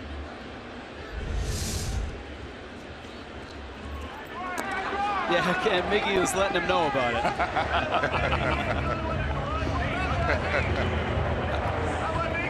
All right, Michael Hill. All right, guys. Happy opening night. Happy opening night. All right, thanks for the Let's visit. get some runs here. All right. Well, all right, guys. Let's Thank keep you your fingers crossed on that. The Marlins and the Tigers have started this season. Tigers up 4-0.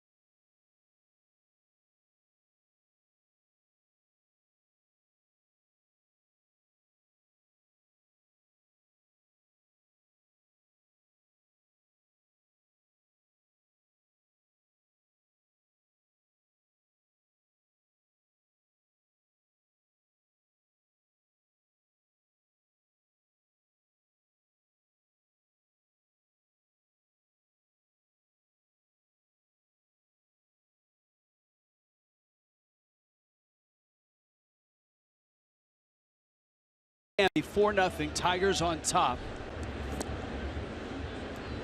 For Wei-Yin Chin, it's been a bit of a painful night. Chin struck on the left arm by a line drive off the bat of Anthony Gose that left the bat at just a tick under 100 miles an hour. He stayed in the game, gave up a base hit to Justin Verlander, then a 3-run homer to Ian Kinsler. That was in the second. This is Jose Iglesias with Gose and Verlander to follow, and Iglesias in the hole. Echeverria, high throw, and it hops into the well. That'll be a throwing error. And Iglesias ends up at second. Almost looked like as Echeverria started to try to slide, he popped up. Let's see if he caught a little bit of a drag on the foot, and he airmailed it. Yeah, just couldn't quite get oriented back, throwing the ball towards first base. Ball sailed on him. Unfortunately, it goes into the camera well, which gives the base runner an extra base. So it's a base hit and an E6. And here is Gose. And you've got Verlander on deck.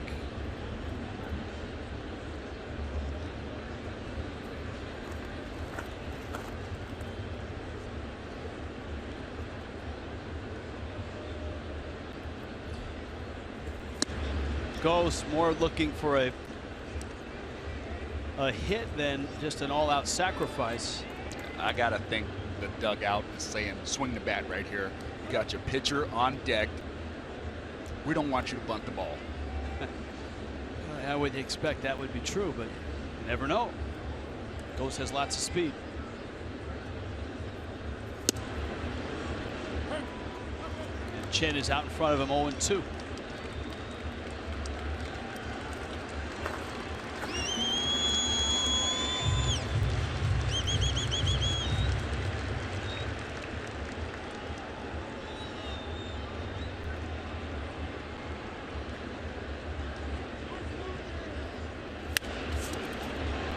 Gordon streaks in and holds on.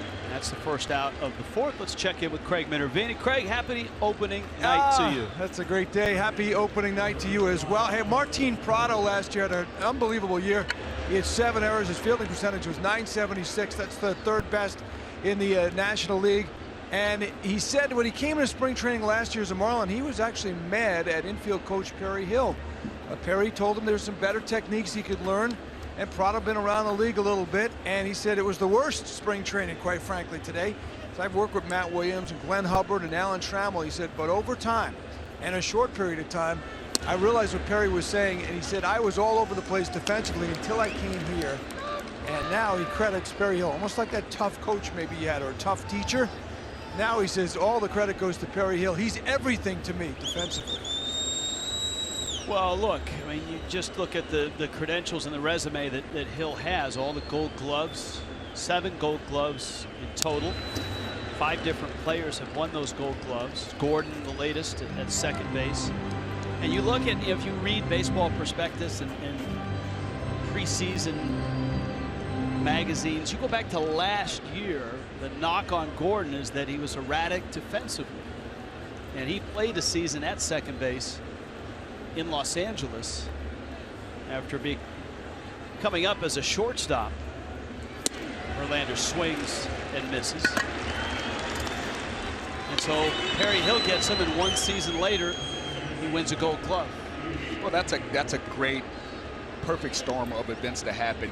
Not only did you have a guy have his first year in the major leagues playing a new position, he had to learn it all over at second base. Of course, there are going to be some troubles, but he gets to rectify that, work with Perry Hill, who is known to do these drills and have these guys work in such a way where it's not just busy work. They get it done, they get it accomplished, and they're off the field, and guys tend to like it. And Preston, what he was saying was, with these great coaches, Williams, Hubbard, Trammell, he said they were all great coaches, but they were customized the program that, unlike Perry Hill does, where it could be, no matter what kind of talent you have, Perry Hill can figure it out for you. All right, thank you, Craig. A better inning for Wei-Yin Chin in the top of the 4th. The Tigers have come out and put 4 on the board. It's 4-0 Detroit.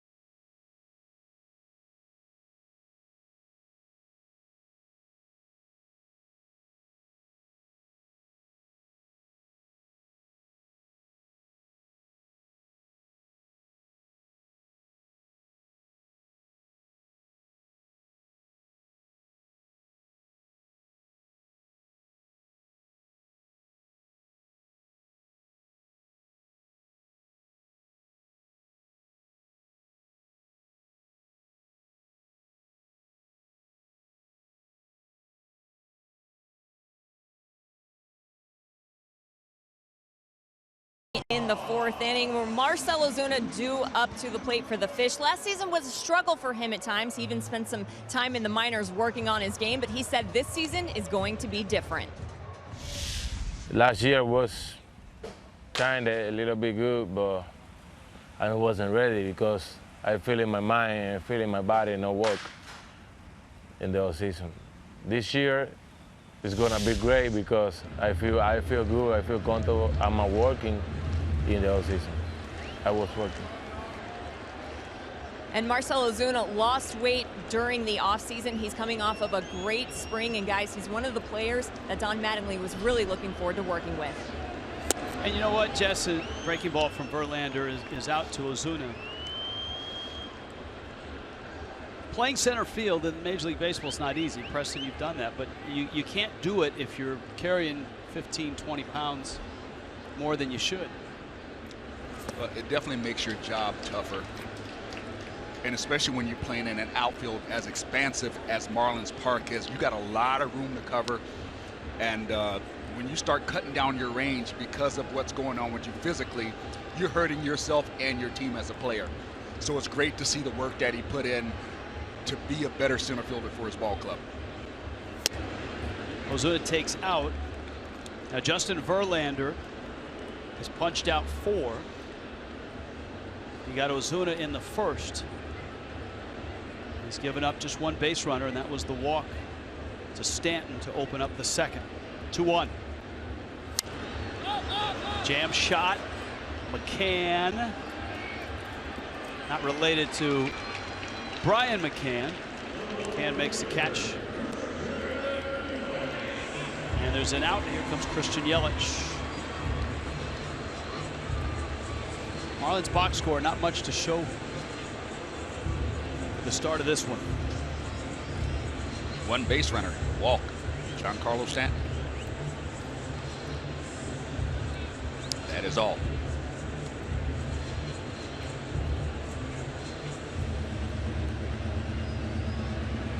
Now Yelich, who's had the best swing tonight of any Marlin.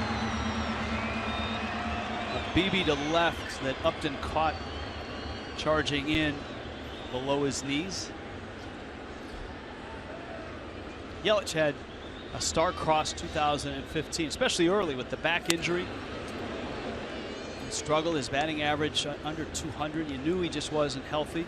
Once he got healthy, look out, and he ended up at 300 with a 366 on base and a 416 slug. 30 doubles. Played in just 126 games. Even though it's an unfortunate time, no one wants to struggle, but that is going to pay such big dividends for Yelich throughout his career, because now the next time he hits a rough patch, he's going to have that belief that he can get out of it. And it was rough. He was hitting 200 in June and ended up hitting 300. One of the dynamics of this lineup change, Yelich from 2 to 3, is that Yelich, his whole baseball career, has had a great eye and very good knowledge of the strike zone. His on-base percentage as a minor leaguer was 386. As I pointed out, he was 366 last year. And being able to do that in front of Giancarlo Stanton, you would think, would pay some dividends. Yelich cracks that one to left center field. Goes and Upton, and it's Upton on the track who makes the catch. So 2 outs. Here comes Stanton. Opening week continues tomorrow night. Special 4:55 start time. The first Kids Eat Free Wednesday night of the season. Every child 12 and under with a ticket gets a coupon for a free KMB Frank, bag of Frito-Lay chips, and a small Pepsi or Aquafina water. Marlins.com. Of course, Jose Fernandez gets the start. You see, he's the only person in Major League history to go 17-0 to start his career at home. And he'll put that on the line as Michael Hill put it against a big, brawling offensive team in the Detroit Tigers. They're sort of like a Big Ten football team. Iglesias streaks across the infield, and Justin Verlander is cruising through 4. Marlins without a hit and a run. It's 4-0 Tigers.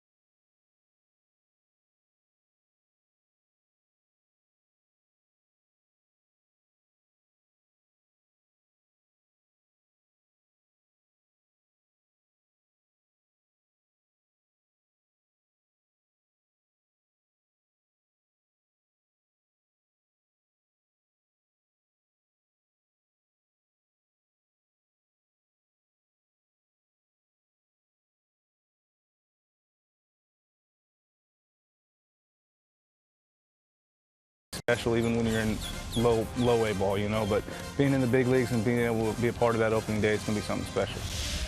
JT Realmuto, Justin Bohr, Derek Dietrich, Adam Conley, Miguel Rojas all making their first appearance on an opening day in the big leagues. This week only, T-Mobile customers can get a free season-long subscription to MLB.TV Premium. Go to T-Mobile.com/MLB, sign up now, catch every moment on America's fastest-growing LTE network. This would be Justin Upton. He takes in Upton, part of a first inning that produced a run. After an Ian Kinsler broken bat single, Upton dumped a fly ball into the right field corner for a double. Miguel Cabrera chased home the run with a ground ball out. And it was Kinsler with a 3-run homer just after Chen had been struck by a line drive in the upper left arm. That was in the second. He has had runners in scoring position in every inning.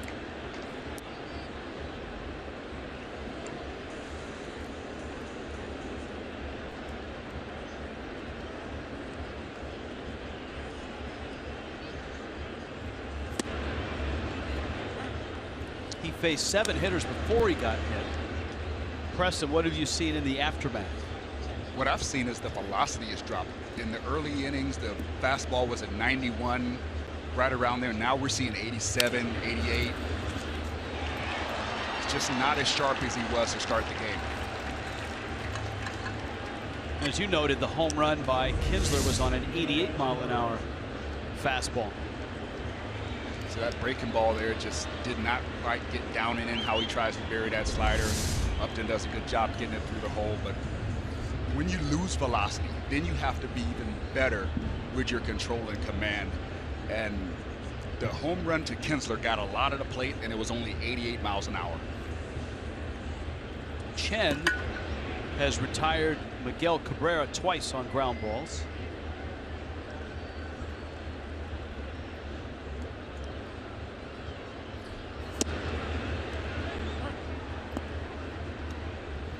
One of the best descriptions I've ever heard from Miguel Cabrera is as a hitting savant. That's pretty accurate. He's arguably the best right-handed hitter in the game. He just always seemed to do the right thing. Doesn't matter how hard you throw, he can get the bat head out on a fastball inside. He covers the outside well. He's got tremendous power to right center. Knows how to drive in runs. Calf strain last year. Played in 119 games. And he was a shadow of himself after that injury. He really didn't have any lower body that he could put into the swing. The Tigers are hopeful that with a rebuilt bullpen, and believe me, their bullpen is completely rebuilt. K-Rod is their closer. No one from last year's pen is on this opening day roster. They do have 3 arms that are on the disabled list.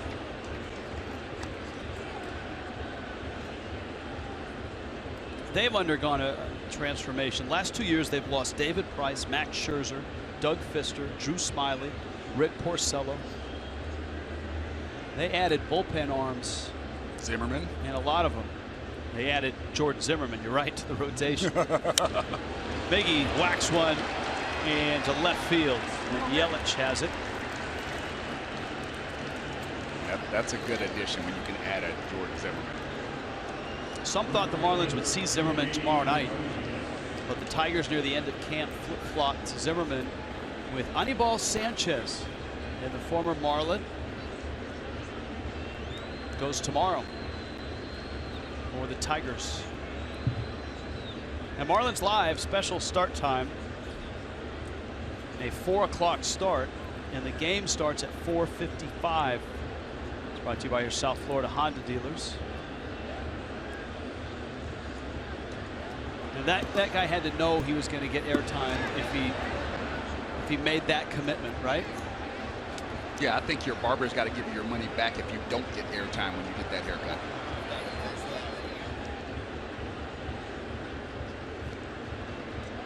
JD Martinez hit a blast to one of the deepest parts of the park for a double in the 3rd. And you would think he's poised for another big year. His 3rd season after revamping his swing. All-Star last year, Silver Slugger last year.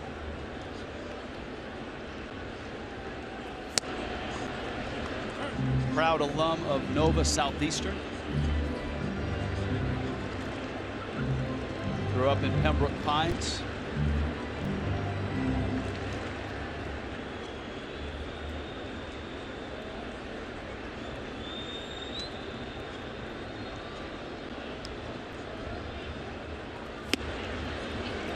It's not easy to do what he did, and that is, as a major league player, change your swing so dramatically. You have to give him credit for recognizing there was a problem and seeking out the right information to try to help him fix it. A lot of guys just try to keep doing what they've been doing over the years. He was humble enough to retool and try to fix it.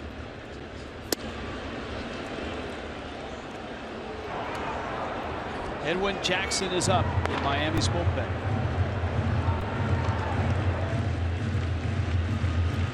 In the danger zone right now for Wei-Yin Chin.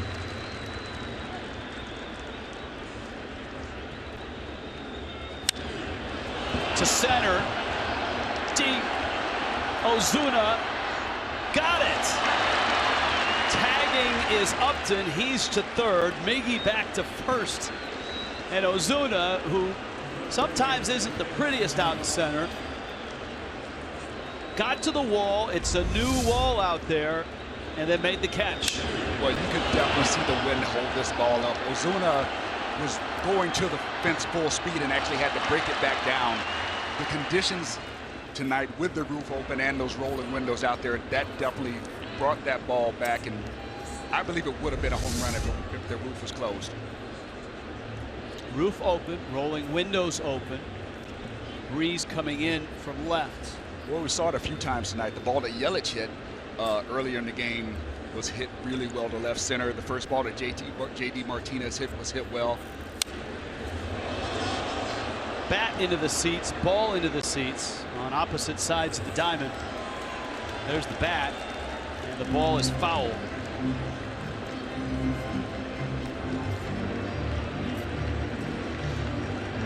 There it is. Obviously, the bat was easier to find than the ball.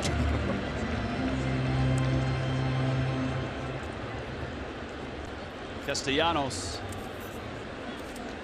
gets a new bat. 1 out. Chen obviously looking for a ground ball. Runners at the corners. Chen has seemingly been in trouble all night.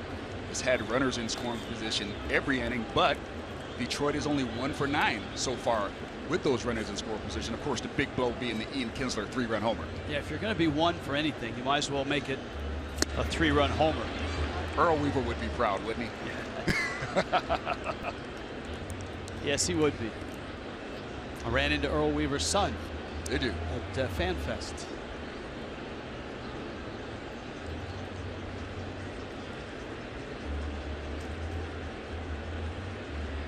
Tigers at the corners. Upton at third. Cabrera, the runner at first. 0-2 coming to Nick Castellanos. To right, not too deep. Stanton a good arm. Upton tags. Stanton has it. Here comes Upton. Stanton a little hesitation, and he's not going to get him. Even without the hesitation, I don't know that he gets him. The Tigers had their 5th run. I couldn't tell whether the transfer was bad or whether Giancarlo just didn't think that Upton was going to go. Let's take a look at it right here. Good field in there. Oh, yeah, he couldn't get it cleanly out of the glove. Stanton's got a really strong arm. I think that hesitation hurt. It would have been a close play. The Tigers have done a nice job. You noted just the 1 hit and 10 at-bats for runners in scoring position, but a sac fly and a ground ball have each produced a run.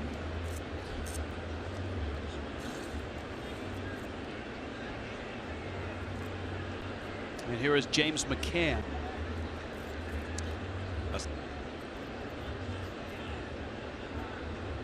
McCann, a young catcher out of Santa Barbara, California. Went quite a ways to play his college ball at Arkansas. And as I pointed out, he and Real Muto are very similar, both athletic. McCann, really good catch and throw guy. He threw out 41% of base stealers last year. That's a roller to Prado, short way to second.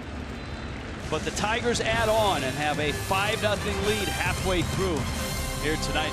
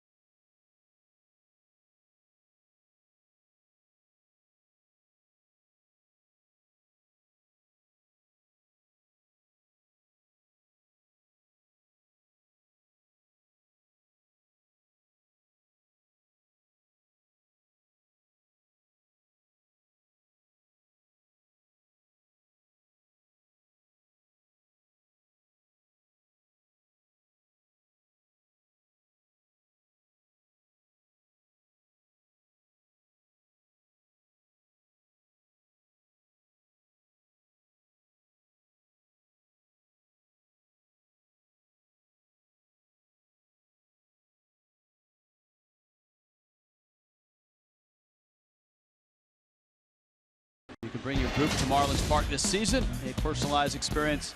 Spend quality time with your guests at affordable cost. Perfect for family outings, birthdays, and networking. Call the Marlins Group sales team today. Make your group's reservation, 1-877-MARLINS. Go to marlins.com/groups. Juan Nieves, Wei and Chen. That looks like his night is done. Edwin Jackson has been warming up in the bullpen. Meanwhile, Justin Verlander's not giving up a hit. He misses high with a fastball. When we ran through the resume for Verlander, we touched upon it. He's thrown 2 no-hitters and 2 one-hitters.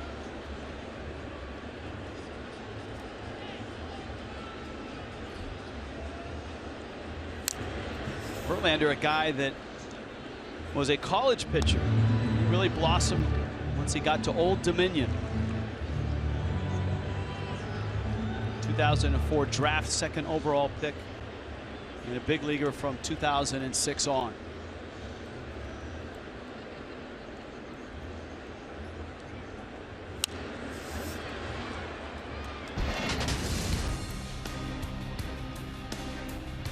One of Detroit's most dominant pitchers. 4th in wins, 6th in strikeouts, 8th in ERA, whip 9th. MVP, Cy Young, 2 no-hitters. At one point, absolutely special. Could pitch at the top of the zone, the bottom of the zone, could get you out with the breaking ball. I think people look at the special season that Clayton Kershaw had, Cy Young MVP. Well, Verlander had that. That was back in 2011. I still don't think a pitcher should win MVP, though. Cy Young, fine, but no pitcher should win the MVP. That's ridiculous to me. He's also pitched in a lot of postseasons, 5 postseasons, 16 starts. Really good in the League Championship Series. Not so much in World Series play. 0-3 in 3 starts with a 7.20 ERA.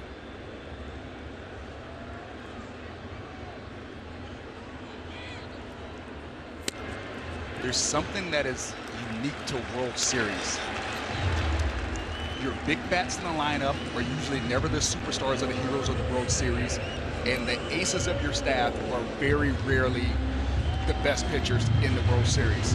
Why? I'm not sure, but it usually plays out where that 3rd or 4th starter is usually that guy that carries your team, or that guy at the middle or bottom of your lineup is going to get that big hit. You think of a Scott Brosius, you think of a David Eckstein. Those guys seem to be the guys who get it done, maybe because there's so much focus on not letting that big guy in the lineup beat you. In Verlander's case, it was a really big guy. Pablo Sandoval, who's bigger this year in Boston, unfortunately, and starting on the bench. His role is expanding with the team. Oh, that's I thought I crossed the line. You just obliterated it. Here's Bohr now. Infield shifted around, and Bohr swings and misses. Count 1-1. Hey guys, let's get a hit. Got to stop this no-hitter. Verlander at 55 pitches right now. I'd like to see Bohr take one right in that left center gap, right about at that home run structure out there in center field. Well, they are playing Bohr to pull both on the infield and in the outfield. And Verlander is pitching him away. At the end of the year last year, Bohr started showing signs of going the other way better. Was more of a pull hitter the first few months, but you started seeing him drive the ball to center field, drive the ball to left center, and he's got that tool in his bag. Just got to work on it a little bit more. There's that fastball away. That's a long run. And Iglesias runs out of room. Obviously that's hard to do for a power hitter. It's, from what I've been told, really hard to carry over from an end of a season to the start of the next, because you develop that over the course of a season. It is, and it's something that you have to be conscious of, letting the ball travel and still trusting that you can explode on the fastball that's middle in and still get there. Some young hitters, it takes them a while to be able to relax that much to let the ball travel. Bohr reaches out, sends that one to right. Martinez is in, and he makes the catch. So 2 walks, that's it for the Marlins against Verlander tonight. Stanton in the second. Prado in the 5th.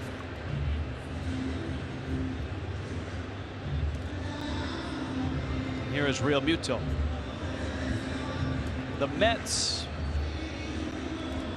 beat Kansas City tonight, avenging that opening night loss of a couple nights ago. Neil Walker, who is I guess the replacement for Daniel Murphy, maybe with a little better glove. Neil Walker homered in Kansas City.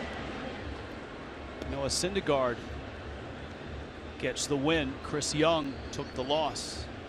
And so Mets go 1-1 to open in Kansas City against the Royals. Do you think that was a little weird? And it sounded like some of the Royals said it was a little odd. First game after winning the World Championship, they get their rings, have the big ceremony, raise the flag, and it's the Mets who have to stand there and watch it. I can imagine that would be a little uncomfortable, but with the interleague play going the way that it is, I foresee that matchup happening often from here on out. Right, because the schedule, it's coincidence. The schedule is made just at the end of the season. But even some of the Royals said it was a little uncomfortable.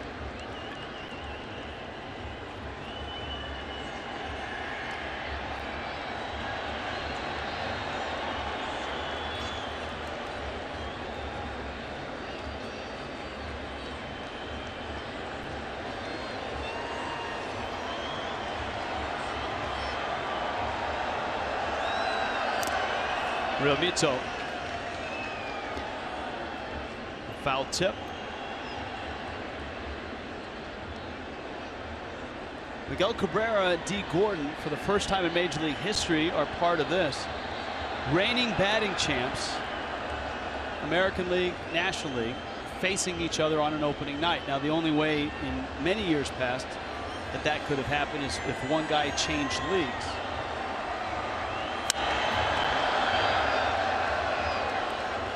To right, Martinez makes the catch, because interleague play used to be specific in clusters as the season goes along, but as we talked about, when they realigned the leagues and went 15 aside, you have interleague play every night as the schedule mandates that. So here's Echeverria.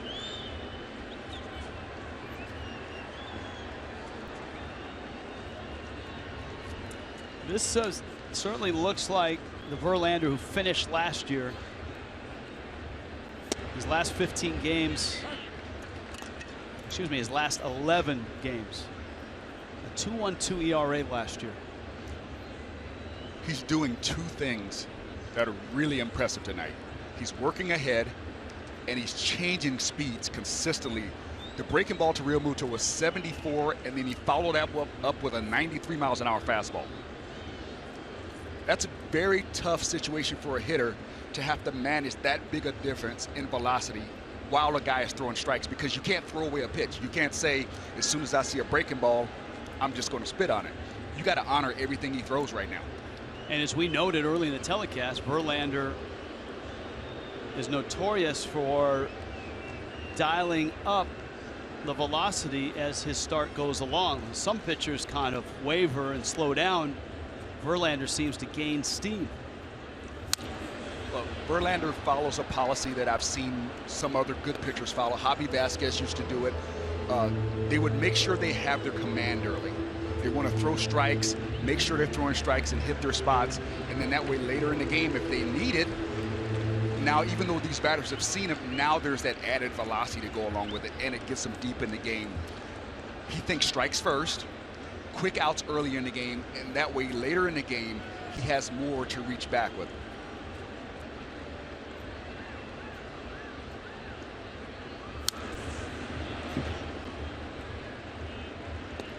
Echeverria bounced to first back in the third.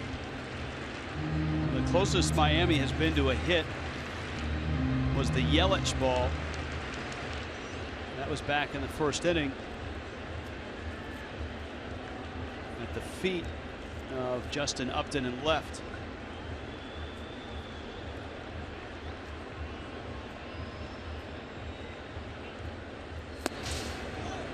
Well, I guess it would figure. I mean, the last time these two teams faced each other was in this ballpark, and the Marlins no-hit the Tigers. Henderson Alvarez had that weird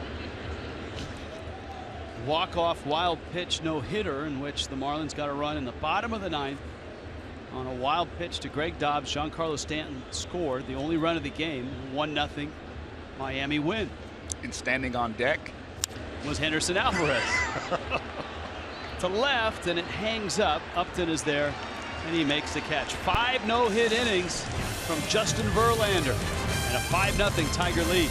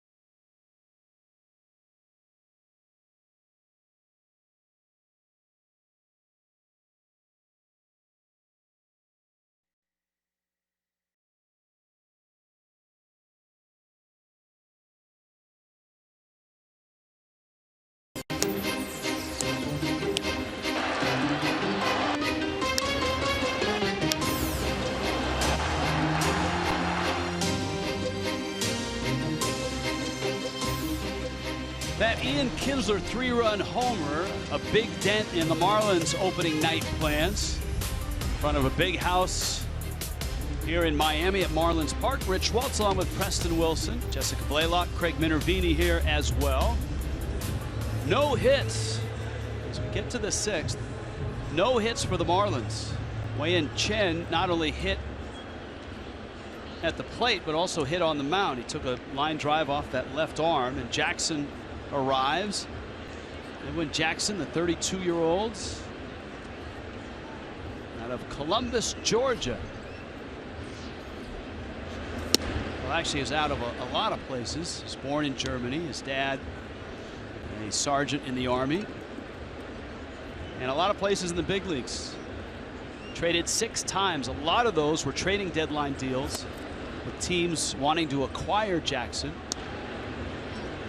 He spent last year in the bullpen of the Cubs and the Braves, and he pitched well. His ERA just over 3 combined, and that was after 2 not so good years with the Cubs. Stanton is there, and he makes the catch. This week only, T-Mobile customers can get a free season-long subscription to MLB.TV Premium. Go to T-Mobile.com/MLB. Sign up now. Catch every moment on America's fastest-growing LTE network. By the way, just a thought as you saw that fan with the phone. The new rule mandated by Major League Baseball this year in all Major League parks is that the screen behind home plate has to extend to the start of the dugout in each ballpark. Now, for the Marlins, they already had that. Their screen, it's hard to see it in that shot, goes all the way around home plate and leads up to that runway right by the dugout. There's that walkway. There are some, it's hard to do in each ballpark because each ballpark is unique. There are some teams that have extended the netting the length of the dugout in front of the fans. And I was reminded, seeing that gentleman with his cell phone, that when you're sitting behind the dugouts and in those lower bowl seats and are exposed, please pay attention. There definitely is not a healthy enough of respect for how hard the ball is and the perils of a bat flying into the stand, and you're sitting that close and not paying attention.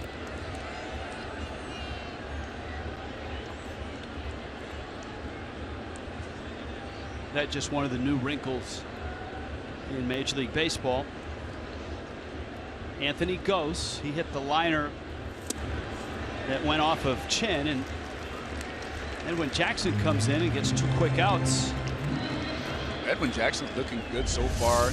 Fastball velocity's always been there. That's a good moving pitch right there. Looks like a changeup maybe that he turned over. Got a good spot on that. He's always had good stuff. Jackson's problems came in when the command would leave him, and then he would walk guys and ended up having big innings, getting high pitch count, not being able to go deep into games when he was a starter. And to that point, one of the acquisitions the Marlins made in the offseason was acquiring a pair, not of players, but of executives from the Pittsburgh Pirates, Jim Benedict and Mark Del Piano. Benedict is the vice president of pitching now for the Marlins, and Del Piano is the vice president of player development. They both saw something in Jackson when he was with the Cubs and even last year that they felt they could tweak and get more out of him, and that was for Jackson a change that he worked through in spring training. Didn't have great results early, but the last few weeks of spring training you could really see it take effect. Well, the changes that they made are making him more efficient, throwing more strikes. And when you bring a guy in out of the bullpen, you want strikes. Well, he got strikes and he got outs, 3 of them quickly in just 11 pitches. 5-0 Tigers.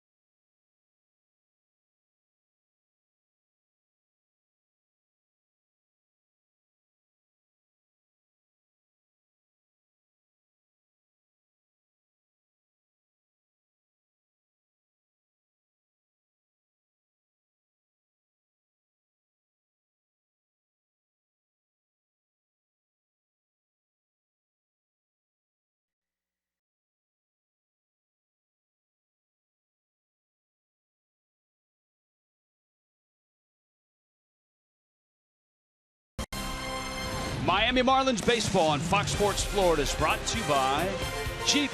Visit Jeep.com to learn more. By Checkers, Fast Foodies, know the deal. And by your South Florida Chevy dealer. Roof open, rolling windows open. Good night to be at a ball game. And the Marlins right now being no hit by Justin Verlander. 5 innings through. Verlander has walked 2, and that's it. Ichiro with the 9 spot due up. Ichiro will pinch hit, and he'll lead it off here in the 6th. All-time numbers for Ichiro. You can see 65 shy of that milestone of 3,000. And the amazing thing about Ichiro, he had almost a full career in Japan before he stepped on a major league diamond in the United States. And for Ichiro, this is year number 15.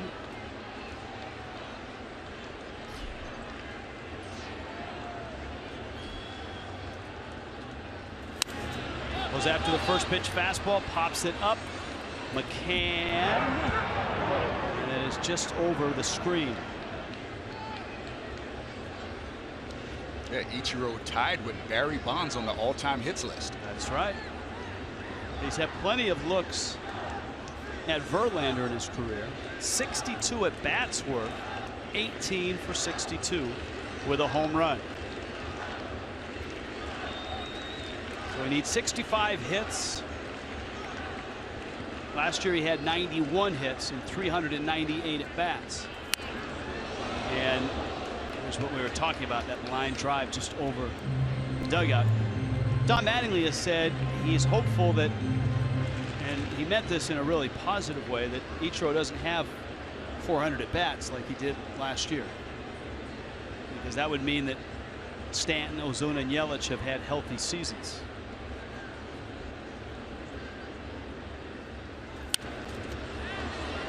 If you were to ask the casual baseball fan, who do you think led the Marlins in games played last year? That's a great one.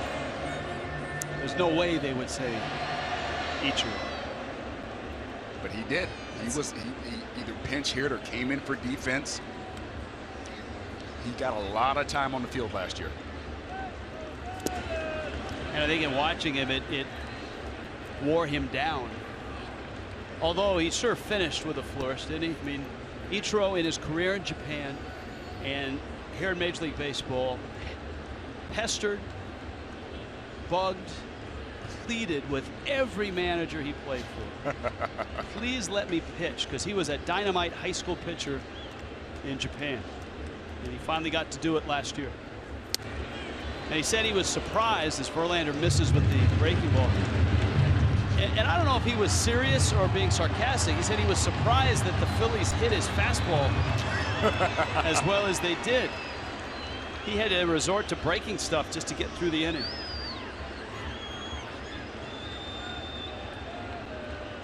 Here's the 2-2. That pop up almost in the same spot.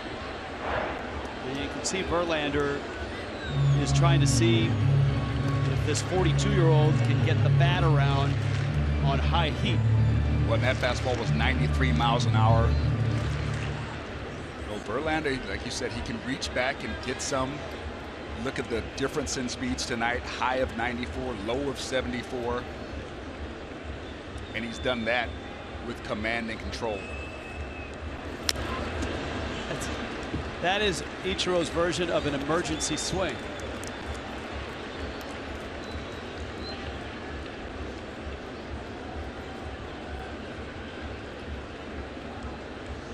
And one thing that Ichiro's doing here is at least making Verlander throw some pitches. He's at 74. A no-hitter. They're in the bottom of the 6th.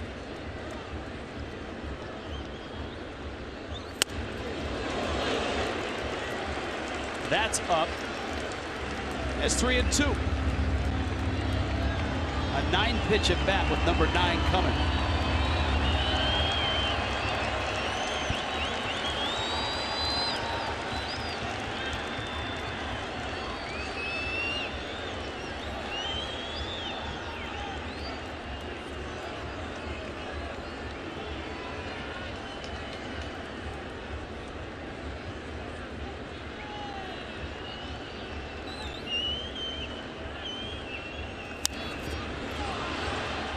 Little pop-up. Verlander looks around and figures he might as well take it. And does. And Ichiro is retired. And a 9-pitch at bat, top of the order, D. Gordon, then Marcell Ozuna. Miami looking for their first hit against former Cy Young and MVP Justin Verlander.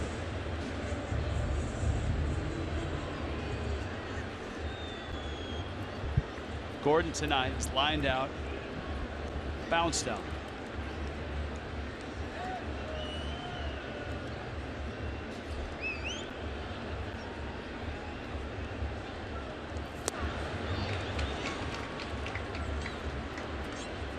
Coors Light, cold hard fact. First infielder to win a Gold Glove batting title, stolen base crown in the same year.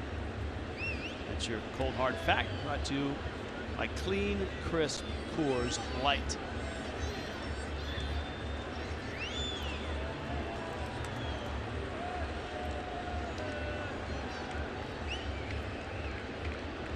Well, he's the first infielder. He's only the second player to do that. The last guy to do it was at the plate, and Gordon gets Miami's first hit. It's kicked by Martinez. Gordon doesn't stop, and he's on third base in a blink of an eye.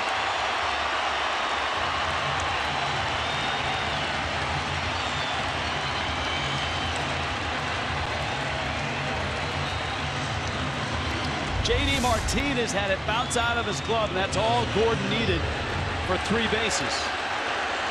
Deep Gordon being aggressive. He's looking at it as soon as he saw the ball hit the heel of the glove, there was no doubt about it. He was going to get 3. And that's what speed does. Speed will make you make an error because you're trying to get there and make that play so much quicker that you don't see it all the way in. You're not relaxed. And those things happen. Double and an error on Martinez in right. Infield's back. Ozuna at the plate. And Verlander misses with a fastball. So the no-hitter is gone with 1 out here in the 6th. Ozuna has struck out, popped out.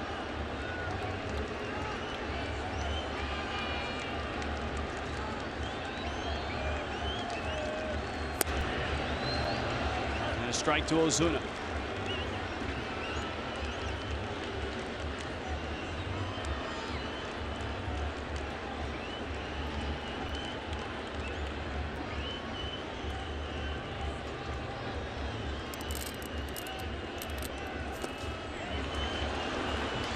These are the type of at-bats that Barry's going to eventually have an impact on Ozuna. Having him understand what to look for in this situation. What pitches, you see him shaking his head right there? Because he wants him to understand when you have a man on third with less than 2 outs, you want the ball up in the zone. Because those are the balls that are easiest to hit in the air. Up in the zone away, not a breaking ball down at your knees. Fastball, line drive, base hit, center field. Gordon scores, and Ozuna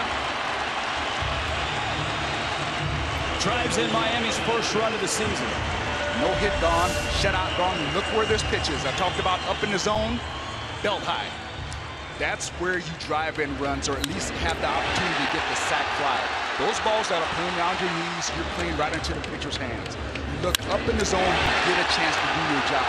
Even if it's not a strike, big, strong guys can throw that ball over the infield and give yourself a chance to do your job. And a really good illustration of the guy they say has the best bat speed of any Marlin hitter, and that's Marcell Ozuna.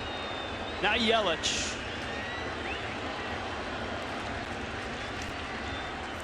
We saw the Tigers pitching coach Rich Doobie, formerly of the Phillies, on the phone, and the Tigers bullpen starts to move around. Rich Doobie was the pitching coach for the Marlins when I played here in the late 90s, early 2000s. So a lefty and a righty, and remember that's a totally rebuilt bullpen. Ozuna's at first. Yelich swings and misses. Had a changeup. Verlander's had a good night with his changeup tonight. Thrown it in good locations. The arm speed is there. It's very deceptive. It doesn't look, nothing looks different from his fastball when he's throwing his changeup, and it's about a 9-10 miles an hour differential. Double by Gordon, RBI single by Ozuna.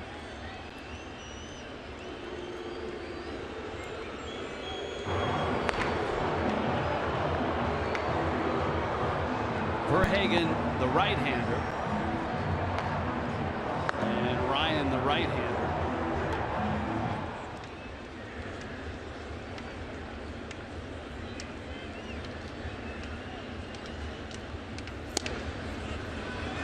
It's a bullpen. As we noted, no one from last year's pen is on this roster. There's 3 on the disabled list right now. K-Rod is the closer. Justin Wilson, acquired from the Yankees, is probably the 8th inning guy. And Logan Kensing, former Marlin, is in that bullpen. He made the club non-roster invitee out of spring training. Another changeup, and Yelich swings and misses. You know, Rich, it can go overlooked because Ichiro did not get a hit. But having that 9-10 pitch at bat against Verlander may have put him under some stress that he wasn't under in the game so far. And then the very next batter, D. Gordon, gets the base hit to break up the no-hitter. Then he leaves up a pitch in the zone to Ozuna. Sometimes you can have an at-bat that affects the game even if you don't get a hit.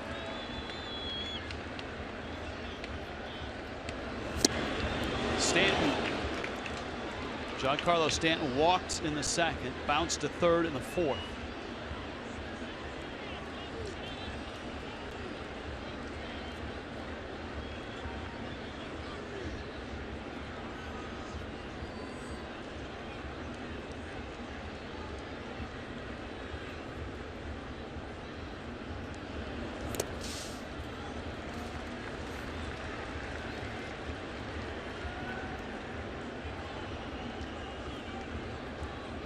Stanton still going with the face guard, something that he wore last year, the result of the beating that ended his 2014 season. That's against right-handers. Against lefties, though, he goes without the mask.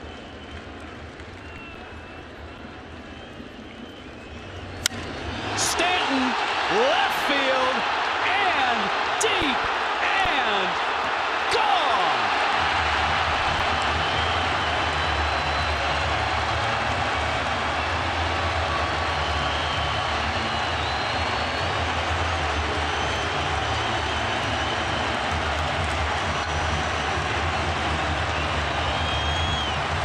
Well, a nice way to start the season for Giancarlo Stanton. A long homer to left center off of Justin Verlander, and it's a 2-run game.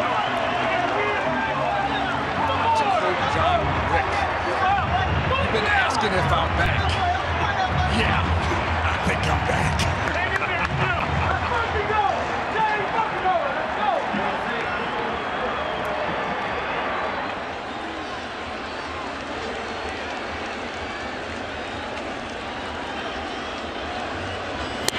We've seen the wind hold up some fly balls. A hanger, a lot of altitude. It's a hanger, but look at the extension he gets through that ball.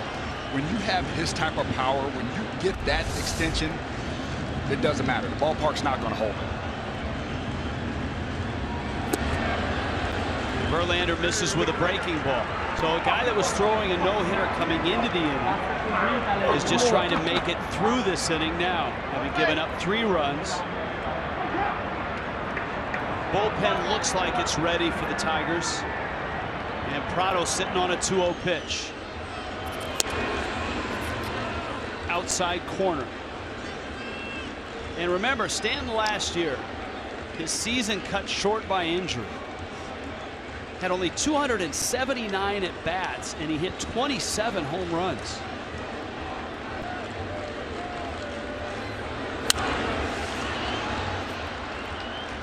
We talked earlier about JD Martinez getting in the zone and staying through the zone. Look how long Stanton bat stays through the zone.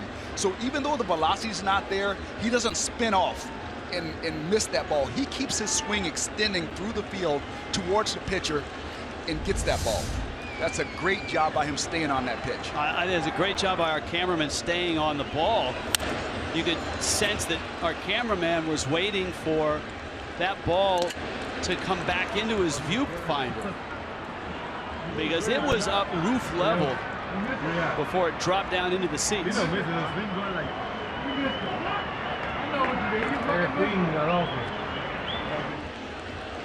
2 balls, 2 strikes, and 2 outs.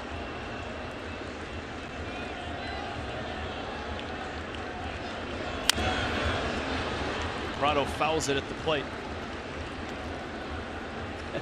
We watch off the bat. Look how high this thing is. It's out of view. There it is. great anticipation. He knew exactly where it was coming down. That ball left the view of the camera in a hurry.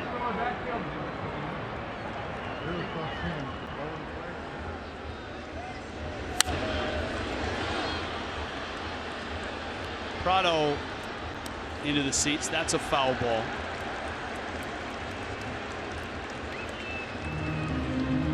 Verlander at 96 pitches now. Yeah, and that's the good news for the Marlins. Obviously the 3 runs, but the nice little subplot here is they will get into the Tigers bullpen seemingly in the 7th inning, and that's a bullpen that's been rebuilt and remodeled. 30th pitch of the inning, and this is as stressful an inning as you'll find this late in the game for a starter in terms of workload. And it all started with Ichiro had that lengthy at bat, forced Verlander to throw a lot of pitches. He fouled off a bunch. 9-pitch at bat. D. Gordon followed that up with a base hit. Prado cracks one to short. Iglesias, smooth fielder, gets the out. Marlins get on the board. D. Gordon a double. Marcell Ozuna a single, and then Giancarlo Stanton, the big man, goes deep, and the Marlins are on the board. Nothing like hitting a home run, man. It's always a home run.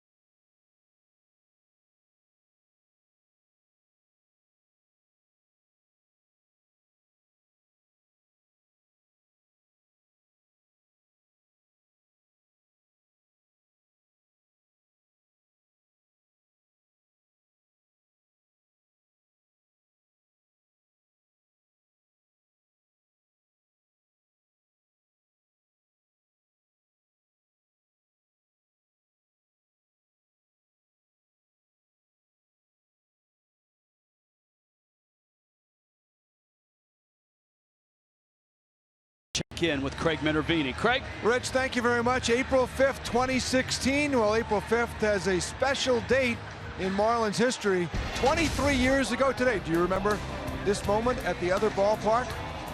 Charlie Huff threw the first pitch, and it was the start of Florida Marlins baseball. A strike, generously called. Huff pitched a good game. He went 6 innings, allowed 6 hits, allowed only 3 runs. The Marlins won their first ever game 6-3.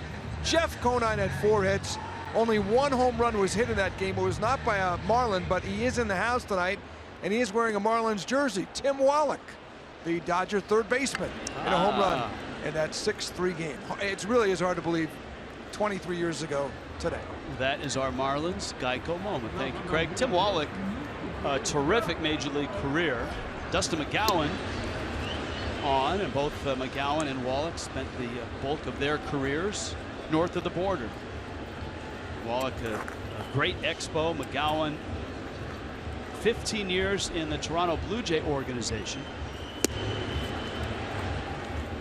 And he misses out. It counts 1-1. You see McGowan last season with the Phillies as he tried to revive his career. Lots of injuries, lots of surgeries, a couple of shoulder surgeries, Tommy John surgery. Had to battle through diabetes, foot issues, sidelined him for a whole season. He missed 3 full seasons from 2009 till now.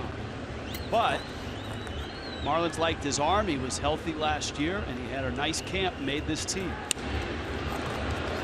That is foul off the the bat of Ian Kinsler, who's been a pest tonight. Single, a 3-run homer, and a line drive out. Kinsler's looks very settled at the plate. Even his takes are good. He doesn't look jumpy at all. When you're a hitter, that's when you're in that good place. Kinsler is a 2-2.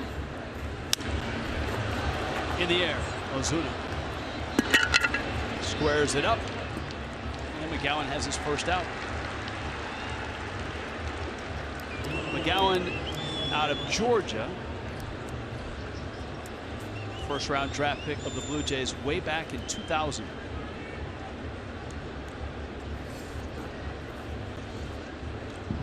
And here is Upton. Justin Upton's got 2 hits, his debut as a Tiger.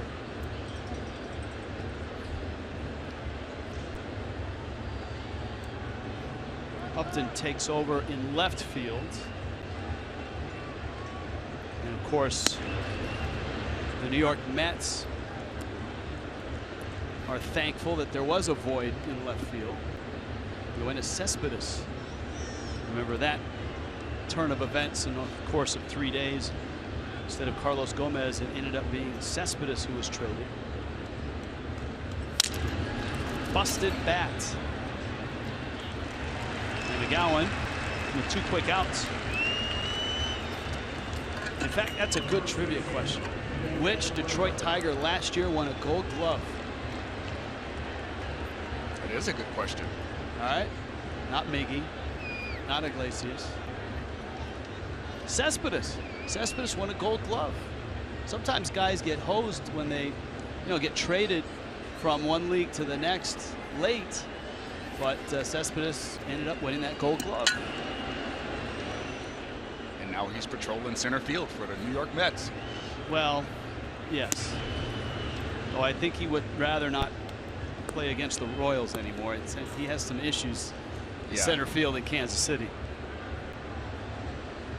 There's some ballparks that you just don't see the ball well in. Maybe that's one. I had trouble in RFK because it being an older stadium, the facades in RFK were cement colored. Now, is this while they were playing baseball or while the Redskins were there? Well, I was actually playing baseball at the time. It felt like I was playing football because I was tackling the baseball some days. But yeah, you're right. A lot of concrete. But the way the balls are rubbed up, it looks just like the concrete, and you can't pick it out. Echeverria picks that out, fires it over to first, and Cabrera is done. And a really solid debut for the Marlins from Dustin McGowan as he goes 1-2-3 through the Tigers. 7th inning stretch has arrived here in Miami. A sellout crowd, 36,911. As we get ready, which is certainly tradition in baseball on opening night, for God Bless America. Miami Marlins would like to welcome to the field the fighter pilots from tonight's pregame flyover. Fans, please give a warm Miami round of applause to the 93rd Fighter Squad at the 482nd Fighter Wing from the United States Air Force Reserve in Homestead.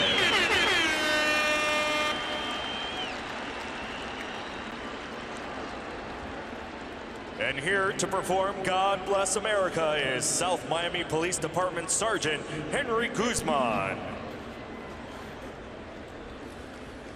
God bless America, land that I love. Stand beside her and guide her through the night with the light from above. From the mountains to the prairies to the oceans white with foam. God bless America, my home, sweet home. God bless America, my home, sweet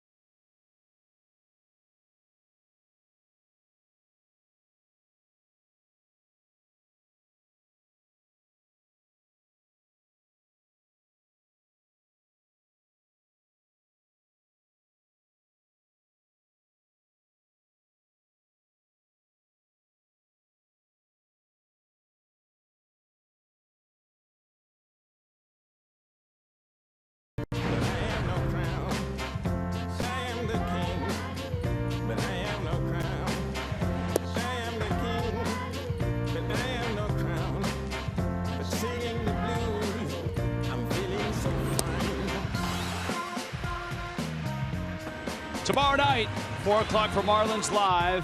Jose Fernandez takes aim at the Tigers. Game 2 of this short 2-game set. This one, Tigers early, Marlins a little later, and a 5-3 Detroit lead. And of course, the headline whenever Jose starts in this building is that incredible run that he's had. He's 17-0 here at Marlins Park. Justin Wilson to face Justin Bour in relief of Justin Verlander. Verlander 6 innings, 3 hits, 3 runs. Bour punches that one foul. And he's behind in the count 0-2. Bour tonight has struck out and popped out. Verlander struck out 5, had a no-hitter into the 6th. He had 1 out in that 6th inning. Before the Marlins got their 3, including a home run by Stanton.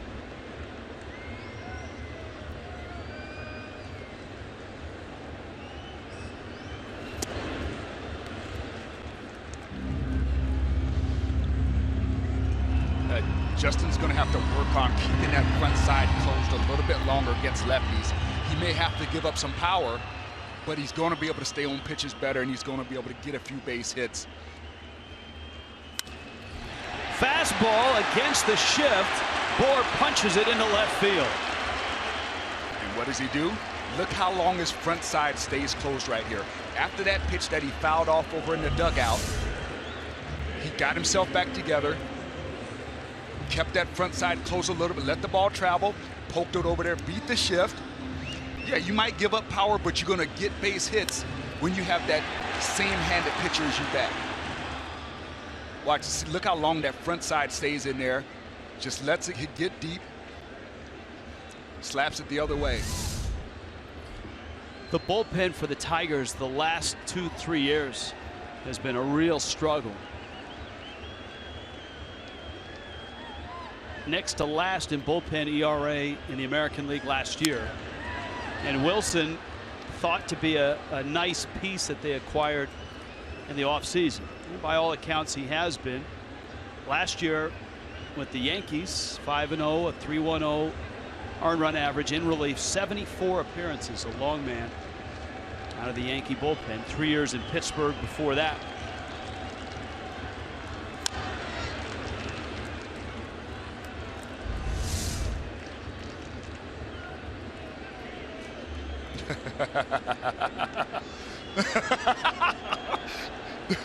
Justin Bour did his little belly bump just now like he did last year, and they're like, nah, you can't do the belly bump no more. You're a slim guy now. Yeah, and Ozuna knows that because yeah, Ozuna slimmed down as well. Yeah, that was the fat Amy belly slap from Pitch Perfect he did right there. And it's like, nah, you can't do that anymore this year. Now you just get over there and you celebrate like everybody else. Real Muto's had to fight off a couple pitches here. 0-2. JT has struck out and popped out. And he strikes out here. Wilson comes in. He gets a called strike 3. That's a good freezing fastball right there on Wilson. A lot of guys, when they get 0-2, they try to throw the ball in the dirt. Sometimes you can be just as effective by getting the ball out of the middle of the plate in an area where the batter isn't looking. He definitely wasn't looking hard in right there. Usually a lefty, you think you're going to get a breaking ball or change up away. He attacked him, got him a quick out. Echeverria now for 2. Bour at first, 1 out. And Echeverria pulls it off his foot, foul. Chris Johnson has emerged on deck. Johnson in his career very good against lefties, and there's no one warming up in the Tiger bullpen. Marlins have pinch hit Ichiro. And it looks like Chris Johnson, barring a double play grounder, will get the call here. David Phelps ready in the bullpen. Marlins' pen has been good tonight. 2 scoreless innings out of Edwin Jackson and Dustin McGowan. Wei-Yin Chen went 5, gave up 5, and remember got hit by a line drive before giving up that 3-run homer in the 2nd.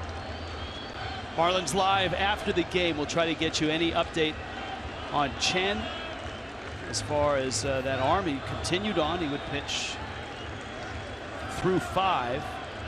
But it was a scary moment to take a 100-mile-an-hour line drive off that arm. 1-1.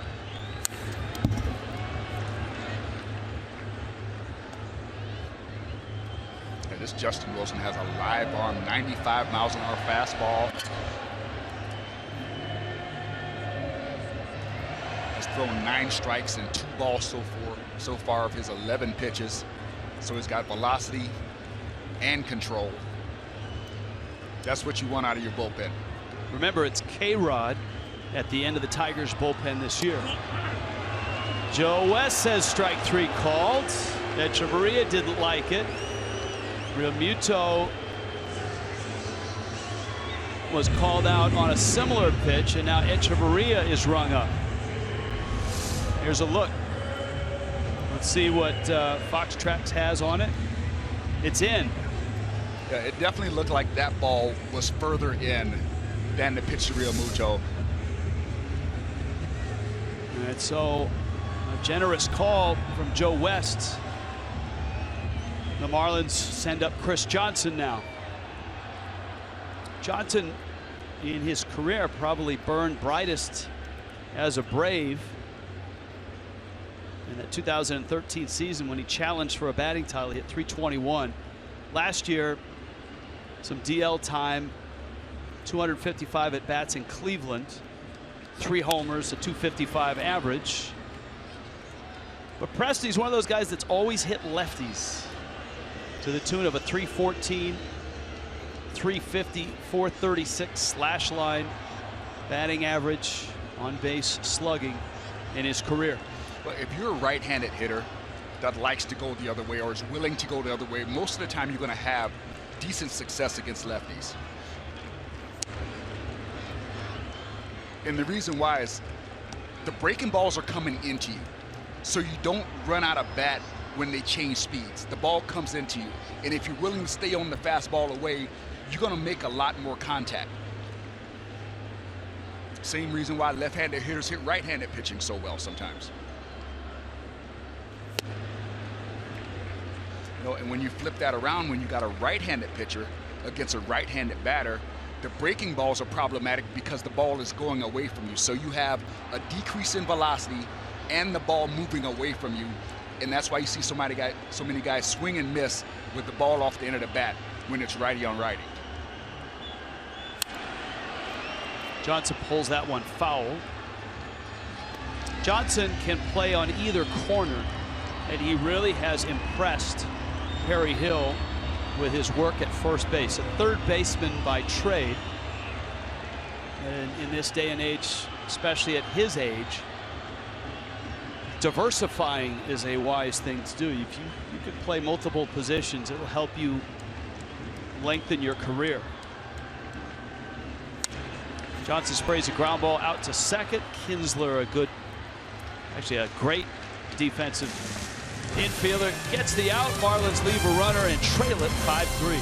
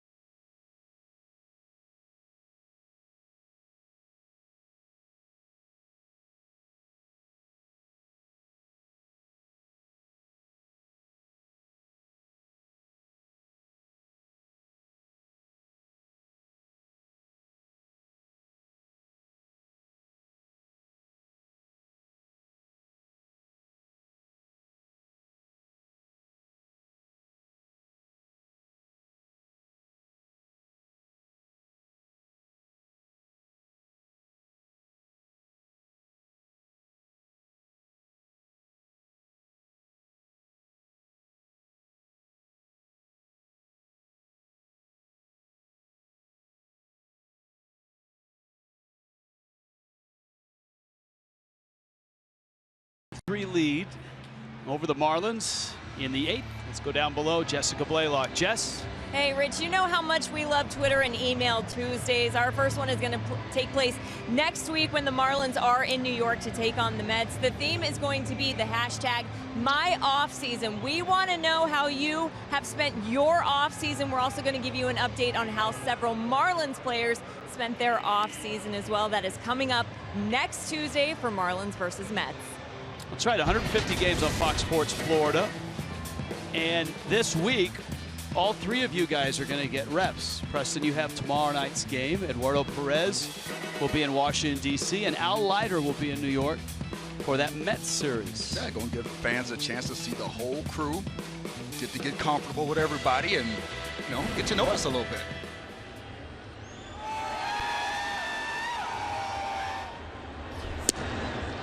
Tonight, the Marlins and their fans are getting to know the bullpen.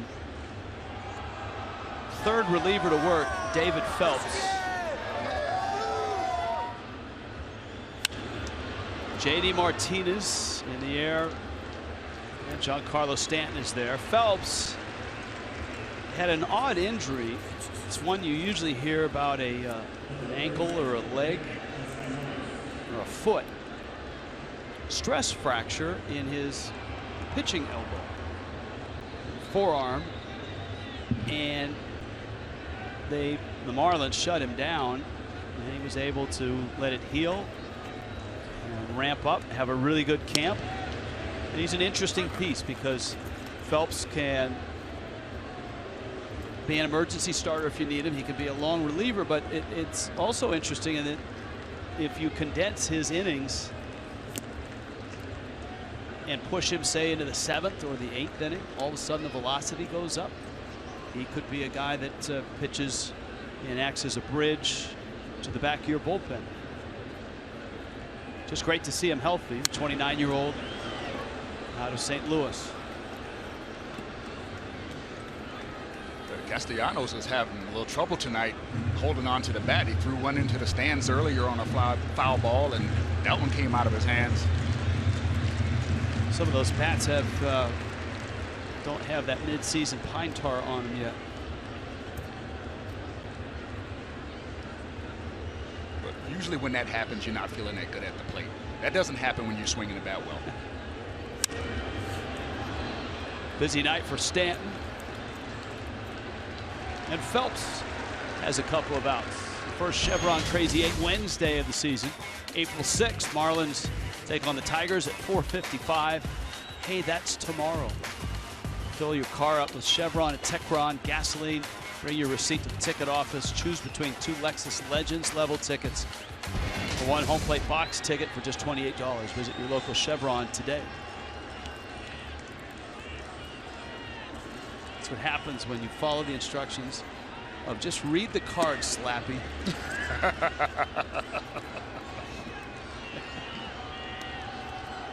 8th putout for Stanton already, and that is a career high.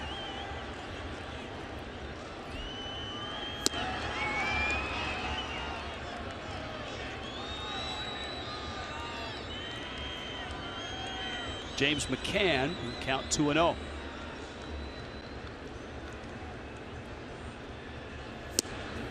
That one catches the corner. Miami got their 3 runs in the 6th inning, knocking Justin Verlander around. He had a no-hitter going into that inning. The big blows.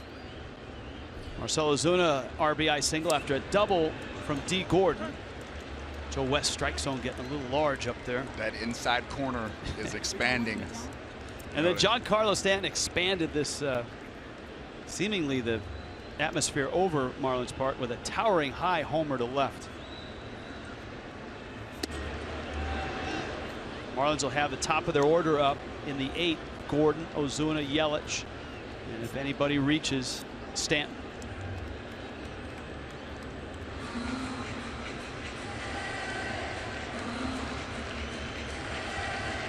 You know, as a pitcher, when you see the umpire expanding in there, you got to pick your spots to take advantage of it. 3 scoreless innings from the Marlins bullpen. Edwin Jackson, Dustin McGowan, and this one from David Phelps.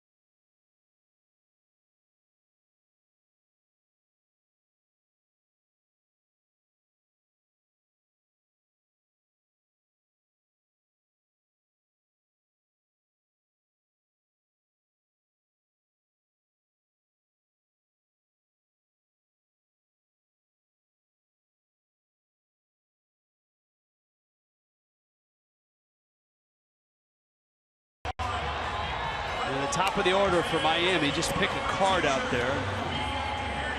Got D. Gordon to lead it off. Ozuna, Yelich, and if anyone reaches, Giancarlo Stanton talking to Frank Menachino. And he's looking over the scouting report for Mark Lowe, another new Tiger reliever, and a really good one. Lowe last year had a slender 1.96 ERA. And he split his time between Seattle and Toronto. Gordon up, infield's in. Lowe throws a strike.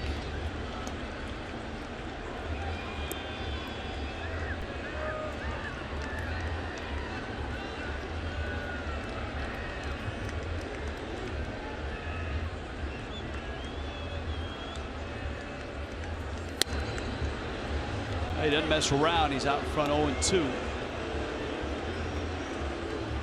96 miles an hour. 6'3", 210.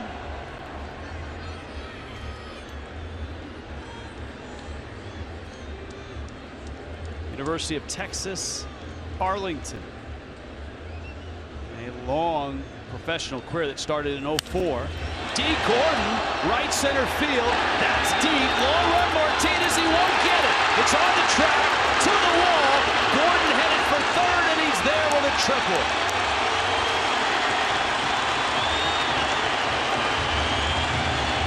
And had that ball stayed on the track another few seconds, Gordon may have been steaming towards home.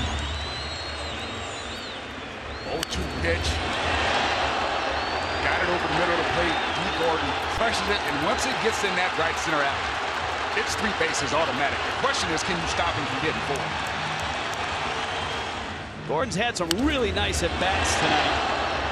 Double, triple, is lined out.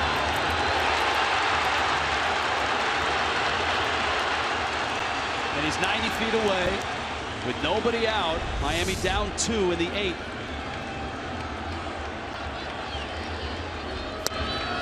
Ozuna takes a breaking ball for a strike. Here's that spot again for Ozuna. Infield back, runner at third, less than 2 outs.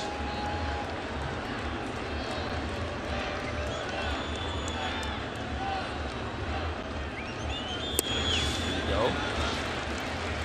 It's a consistent mindset that you have to have if you're going to be a run producer.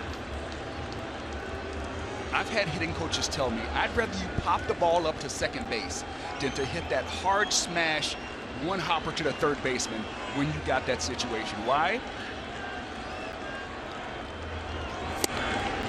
Because even though you got the pop-up and you didn't hit it as hard, the chances of you getting your job done on the pitch that you do hit towards second base are greater than the percentage of you getting your job done pulling that ball to the third baseman. Barry Bonds watching. 1-2 pitch to Ozuna. That is strike 3 called, and Ozuna doesn't like it. Joe West, remember, drew the ire of Echeverria. And that is way out. And so Joe West's strike zone has expanded big time these last 2 innings. You know, it's interesting. Last inning, on a strike called, they flashed the camera to Ozuna, and you could see his eyes like, wow, that's a strike. And he comes up to the plate, and he gets victimized by the same big strike zone. Now Yelich. And that pitch actually looked pretty good. That's 1-0. That was a strike. You know, it's tough to have an at-bat that you feel was taken from you. There's not a whole lot of time to worry about it now. The Marlins trying to execute and get this run across. Yelich is lined out, flied out, struck out. But it's so frustrating as a hitter to get that pitch called as a strike on you, and then you see the very next batter that has a ball that's a strike get called a ball. You know, it's tough. Different guys do hit to different strike zones. Yelich, center field. Gordon will score on this. Tags on his way home. and it's a one-run game. And a nice at-bat by Christian Yelich, who again hit it on the nose.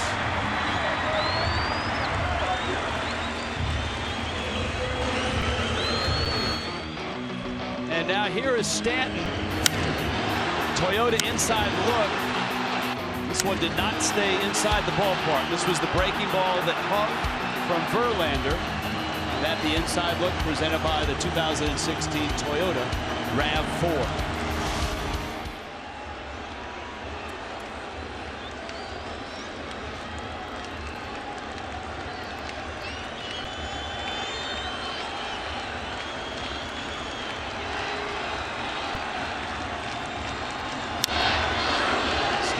Pitch to hit there, and he just got a piece of it. Lowe is not a guy who gives up a lot of home runs. He gave up just 4 last year. That was in 57 appearances.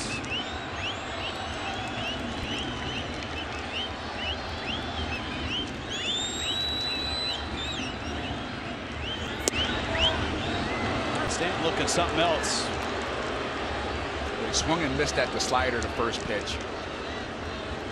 And I think he may have been looking forward that second pitch since he, sometimes when you feel like the pitcher makes you look bad, they might go back to it. And I think that's what it looked like right there. Pitch is out and a swing. That's called strike. Not a called strike, excuse me. Joe West said that Stanton swung and he has struck out. Inning over. Miami gets a run back. D. Gordon a triple. Christian Yelich a sac fly. It's 5-4.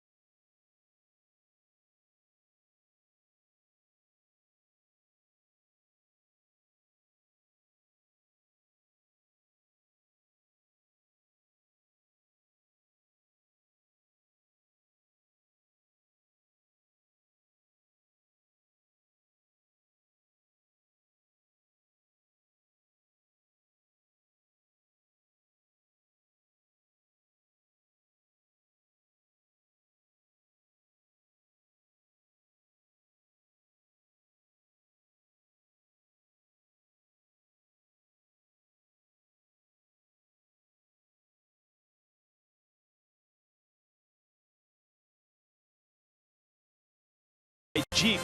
Visit Jeep.com to learn more. By your South Florida Honda dealers. All lit up is the Magic City, Miami.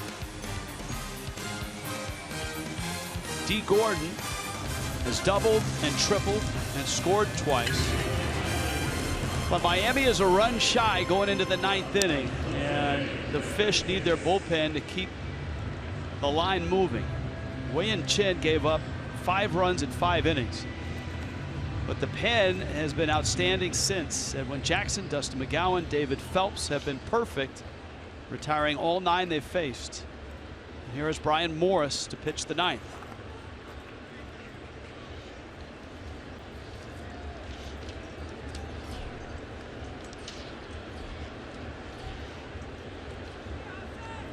Morris gets Jose Iglesias. This is in with a fastball. Anthony Gose.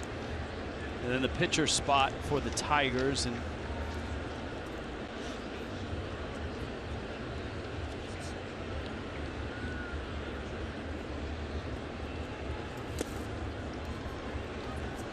of course, K-Rod, we've talked about him throughout the game. Brand new closer for the Tigers. A guy that actually is I don't want to say revived his career, but has extended his career with some really nice years his last 2 years, all-star seasons. Tiger now. It looks like he's in to pitch the ninth. The Marlins, when they get there, Prado, Bohr, Real Muto, Echeverria if anybody reaches. Miami has used in this game Chris Johnson and Ichiro as pinch hitters.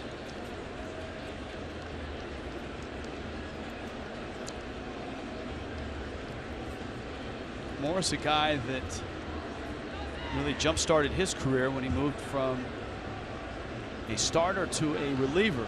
And that was when he was in the Pirates organization. Liner, and Gordon's got it. There's one out here in the ninth. Already, Preston Wilson has learned the benefits of MLB at bats. Keep it on your iPhone or your tablet. Get you up to speed on what's going on in baseball, up to the pitch, features, stats, and more. Get the app now. If you hook it up with MLB.tv, you can just touch the tablet and an HD baseball game pops magically up.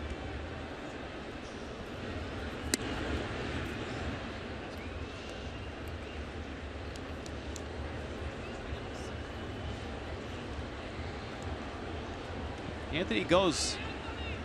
You see Anibal Sanchez, who starts tomorrow night. Goes may have changed the complexion of this game. In the second, it was 1-0 Detroit. Wei-Yin Chen retired the first 2 of that second inning, and goes hit a line drive off of Chen's arm. The ball bounced away for a hit. Marlins examined Chen. He stayed in the game. Justin Verlander hit a bloop single. The thought at that point was, well, if Chen was struggling here, he needs to get Ian Kinsler out before the big thunder gets up. And lo and behold, it was Kinsler who bombed a 3-run homer to left. That made it 4-0 Tigers. Goes to right field. That's deep, and it's way gone. I mean, 10 rows up, second deck gone.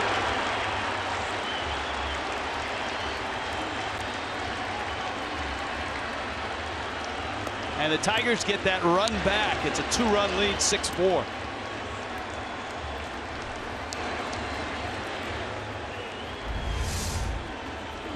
Yeah, Goals absolutely unloads on this. This is a fastball. When you see the catcher have to reach across the plate, that means the location is off with the pitch, and that means that's not where you wanted the ball to go. And usually when you throw it where you don't want it to go, it ends up where you don't want it to end up.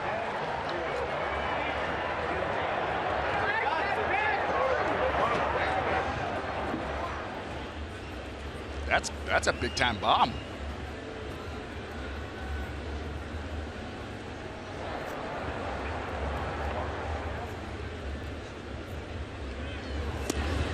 Goes just 5 home runs last year with Toronto in 140 games.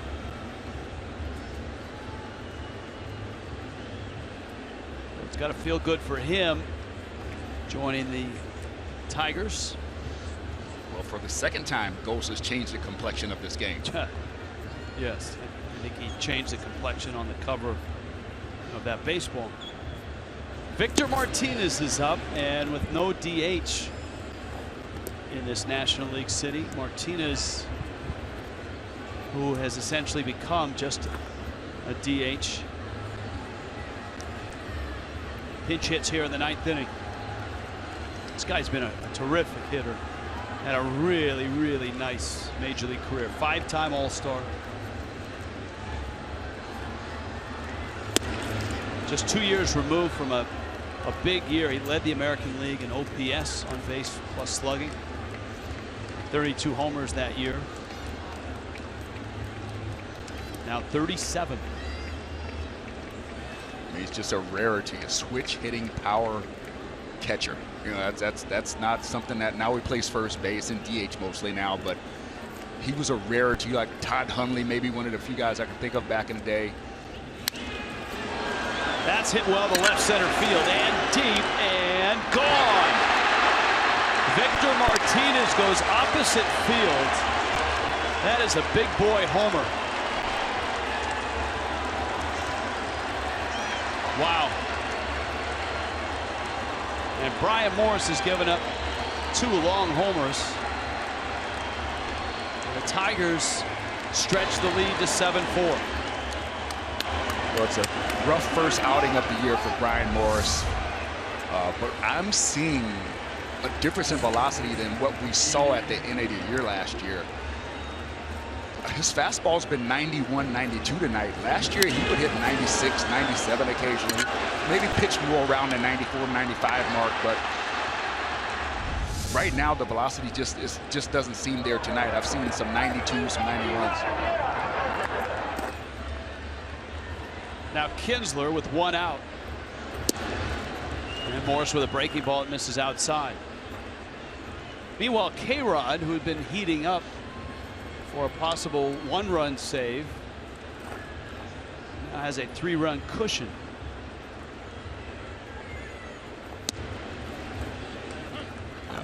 It changes all of your options as a manager when you're going into that last inning with a 3-run deficit as opposed to only being down by 1.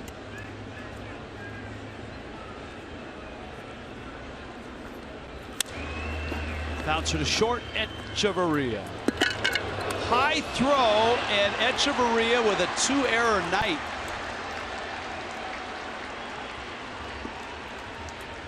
Well, you would at times go 2-3 weeks without seeing a couple of errors from Echeverria last year, but he has 2 on the night. Both have been throwing errors.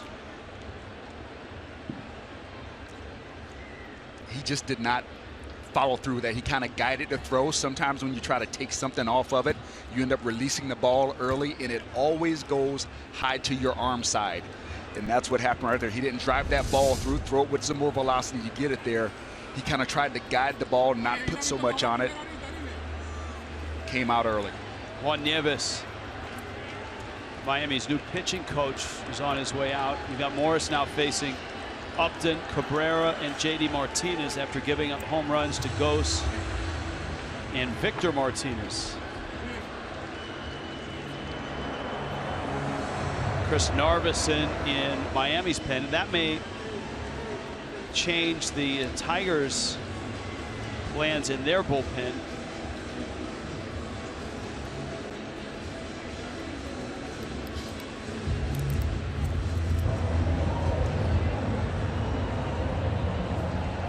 And it's Drew Verhagen.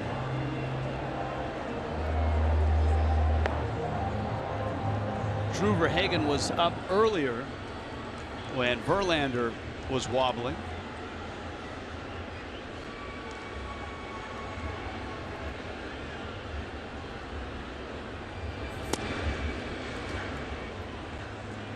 Now Upton, who has a 2-hit night.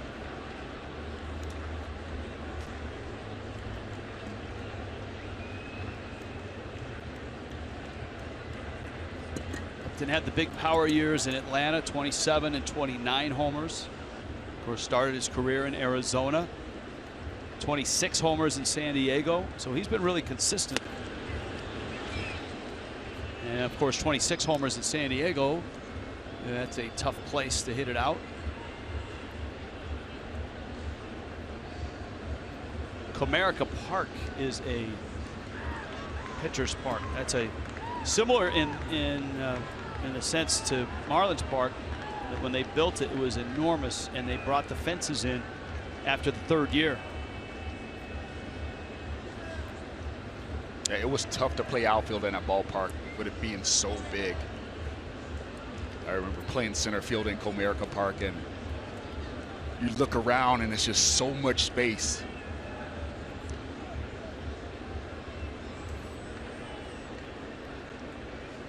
Of course, the old Tiger Stadium had that long distance from home plate to center field. They used to have a flagpole out in center field, right? Yes. But they made up for it with the overhangs on the corners. Oh, yeah. And the home run porch is overhung in right. in left. And the distances down the line weren't that great. Bouncer to third. Big hop Prado. Nice turn Gordon in time for the double play. So the Tigers get a couple of solo homers. Stretch the lead to 7-4 to the bottom of the ninth.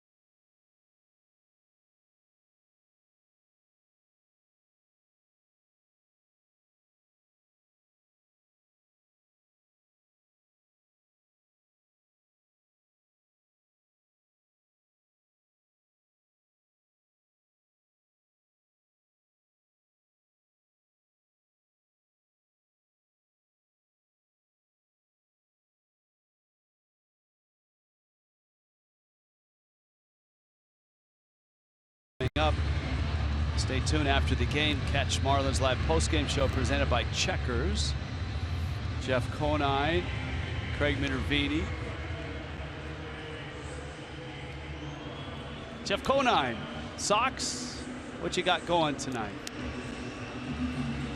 Oh, he's not plugged in. Does not have his IFB in.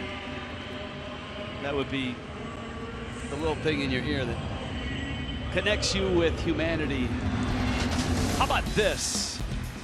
I don't know that many people thought this guy would be around this long 4, 5, 6 years ago. He's been an all-star his last 2 seasons. And he's approaching 400 saves. He can pick up 387. I don't want to say it's easy, but it's a lot easier with a 3-run lead. Martin Prado. And a strike. He's always had that funky delivery where you see the elbows and the knees flying. He used to throw 97 miles an hour with an unhittable slider. Now he's reinvented himself. He doesn't throw as hard, but he throws a lot more strikes. The slider's still good, and he's added a changeup. Little looper into right center field, and Prado has a hit, and the Marlins have a start in the ninth. Saw Andrew Romine now at third base. And here is Bohr. And K-Rod, as he is known, is 34 now. His last 5 seasons have been in Milwaukee. That's where he kind of revived his career. Remember, he burst on the scene in 2002 in September of that year out of the Angels bullpen and was a game changer in the postseason. That was, of course, the only World Series for Barry Bonds, wasn't it? I mean, yeah. I'm trying to think. He obviously didn't get there as a Pirate. And Bonds had a big postseason. He had a very good postseason. But like you said, that team in Anaheim, they were a very good ball team. Edmund Salmon, it was a very good, solid ball club. And when you brought in this guy who threw 97 with a disappearing slider. Who was the big, thick closer for the Angels that threw so hard? K-Rod would take his job over the next few seasons. More fouls it at the plate.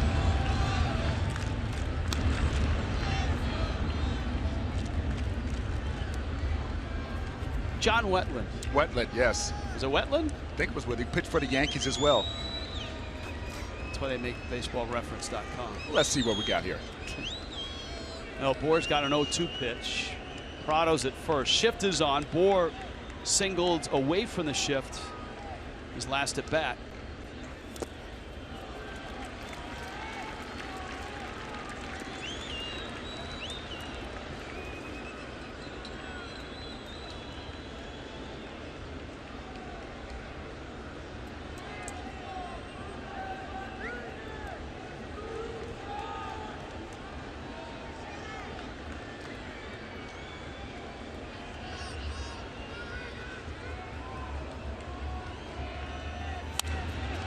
Boer to right, and Martinez is there to make the catch. No, I didn't think it was Wetlands. Troy Percival. Percival, okay. Similar build. Yeah, Percival threw gas. Yeah. He had a 1.92 ERA that season. Thank you, baseballreference.com. Yeah, Wetland had his bigger years with the Yankees. Troy Percival was really good. Yeah, K-Rod pitched in just 5 games in that regular season and then had that great postseason. Here's Real Muto. Real Muto trying to just move the line along, get on base. Prado a single, Boer lining out. Echeverria after Real Muto. Derek Dietrich has a bat in the Marlins dugout. High chopper, and that's going to get over the head of Romine and down the line. Prado's on his way to third. Real Muto's got a double, and just like that, the tying run comes to the plate with 1 out. That is a double for Real Muto. Tell you what, that's one you usually don't see in Major League ballparks, because they usually water that area down. That's more of a spring training type hit or a minor league hit where the ball bounces in front of the plate and then still carries over the infield.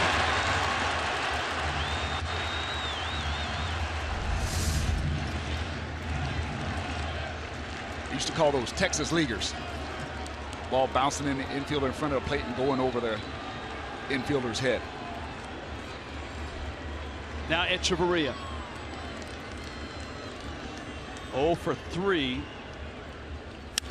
Echeverria left field. It's well hit. Upton back. Reaches. Got it. Up against the wall. A run will score. Huge catch by Upton in left. Up against that new lower fence. Echeverria gave it a ride. Wow.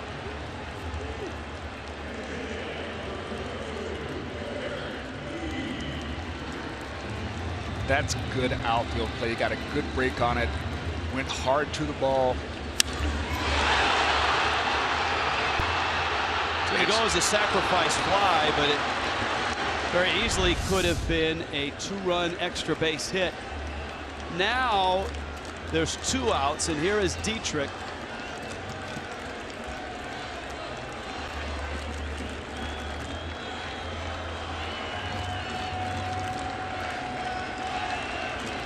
D. Gordon's on deck.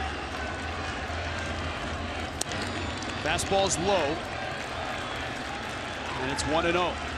Well, you got to think right here that K-Rod is going to try to stay away from the power of Dietrich. Going to try to keep the ball on the outer half of the plate and make him hit the ball to the big part of the field, not allow him to pull it to right field with any type of power. Off speed, and Dietrich was out on that front foot.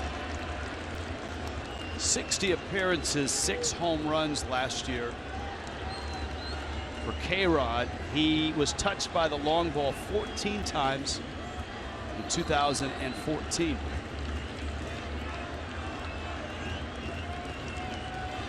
And Dietrich has that kind of power.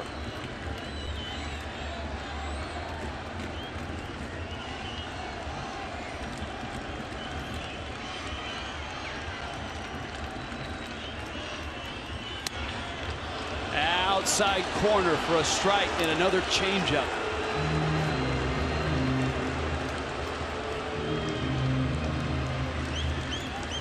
And it was right on the corner. You'd be surprised, I would be, if Dietrich got a fastball here or even an off-speed pitch over the plate. It's 1-2.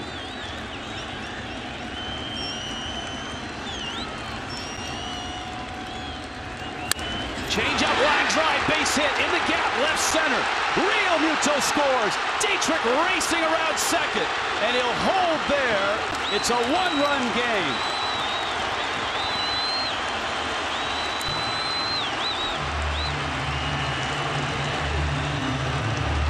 Great job by Dietrich of understanding this guy's 7th all-time in major leagues in saves. He's not going to let me beat him.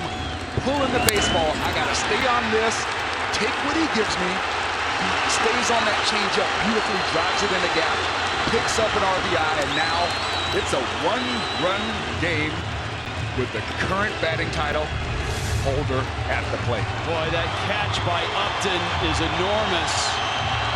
Dietrich fired up, and here's D. Gordon with the crowd on their feet. A triple, a double, 2 outs. Gordon to right field. That's a base hit. Dietrich will score. Gordon racing for second. This game is tied.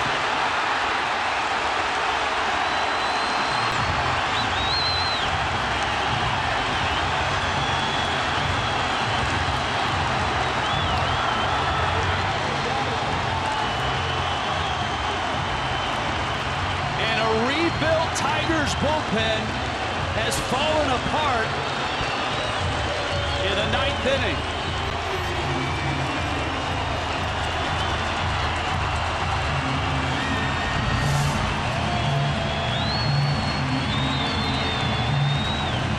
How about 2 doubles and a triple to follow up a batting championship last year on opening night for D. Gordon? Jose Fernandez.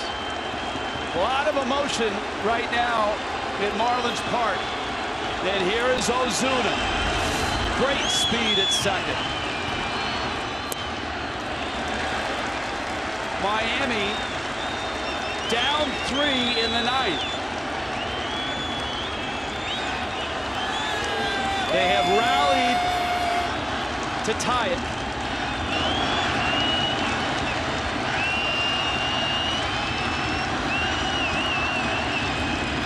And a 1-0. If you're Ozuna right now, he can't beat you with a fastball. He's throwing 88, 90 miles an hour. You have to contend with 2 pitches, fastball, slider. He doesn't want to throw you that changeup righty on righty. So you need to set your sights on the outer half of the plate. Think about driving that ball in the right center gap. Why? Because he can't beat you with the fastball if he comes in. Pickoff throw, and Gordon's back in. There's nobody warming up in the Tigers bullpen. You've got Yelich on deck.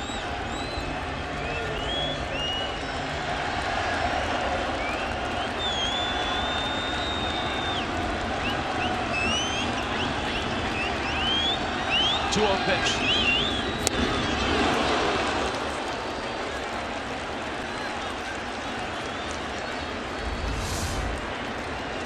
miles an hour. Used Ozuna's aggressiveness against him through the changeup and a fastball count. But that happens, you get fooled because you're trying to do too much. If he's looking to drive that ball in the right center gap, he may even take that pitch. The 2-1. Ozuna pops it up. Romine is there, and the Marlins come back to tie the game. K-Rod blows the save, and on opening night, it's extra innings. Miami 7, Detroit 7.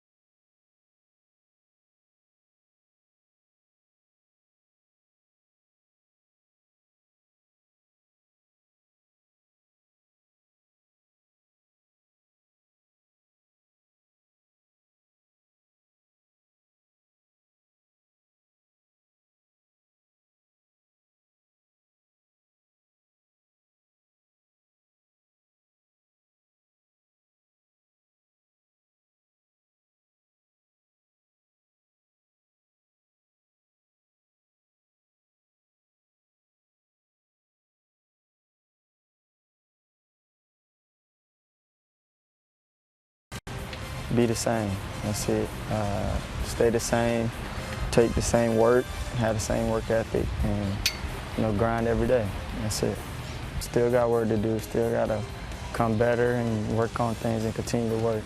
My dad always told me if you don't have nothing to learn, you need to quit. So just continue to work. Well, remember how he finished the season last year. He was behind Bryce Harper on the final day, and he went double homer single in his first 3 at-bats to win the batting title. He's opened 2016 by hitting a pair of doubles and a triple. And the last double tied the game. The Marlins rally for 3 in the bottom of the 9th. And now the bullpen has to keep it even. A.J. Ramos faces Miguel Cabrera.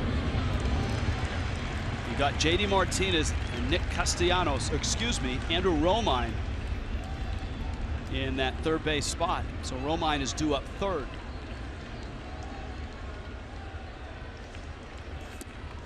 And a fastball darts in.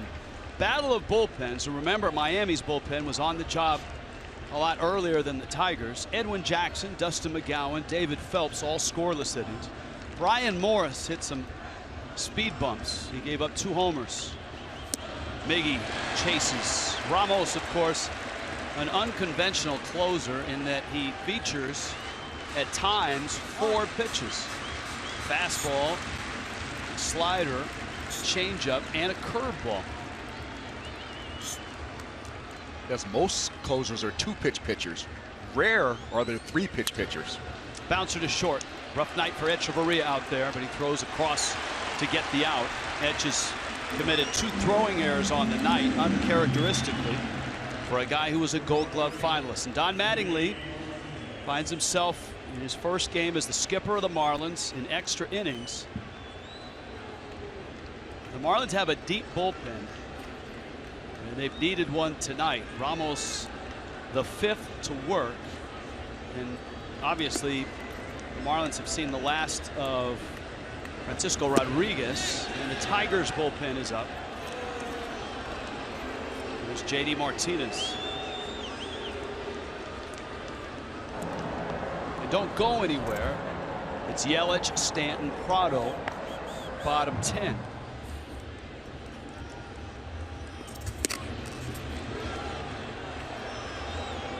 This is a big night in this part of the country for Miami and Detroit. The Pistons, of course, in town to play the Heat. The Tigers here to play the Marlins. I know the Red Wings are not taking on the Panthers, or at least I don't. When I drove by and looked at the big signboard, I didn't see the Red Wings Panthers matchup on the way down the Sawgrass. 3-0 pitch. And Ramos walks him. Martinez walks. And here comes Romine, his first at bat. The only thing I can say I know for sure is that the Lions are not playing the Dolphins tonight. Right. The Heat won, so Miami Heat beat the Detroit Pistons.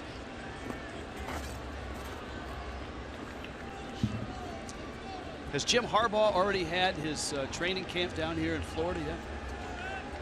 I don't know if he's had it yet, but I heard he was talking about it. Breaking ball is up to Romine. Romine, a versatile infielder.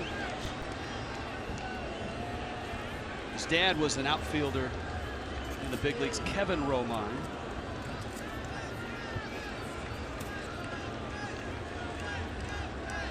Came in as a defensive replacement at third with a 3-run lead in the bottom of the 9th, and here he is in extras getting his first at bat. Ball and a strike. A.J. Ramos did not have the best of springs. Sometimes that's tough to gauge for closers. Coffee may be for closers, but sometimes spring training is not, because it's really hard to simulate what you do on a regular basis.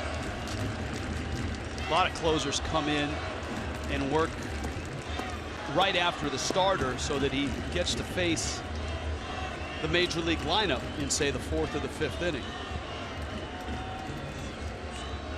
That you can't simulate that adrenaline, that rush, that intensity of being in the 9th inning when you're pitching in the 2nd and 3rd inning. Off-speed pitch for a strike.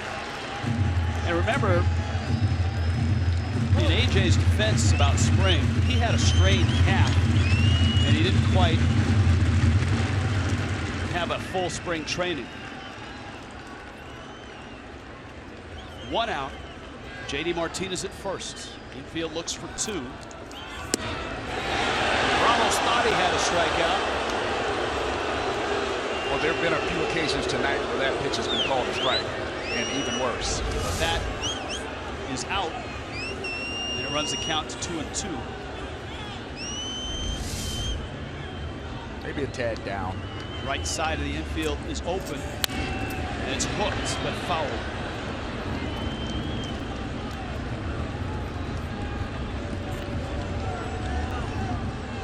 I'm constantly amazed when I see a fan try to barehand a line drive like that.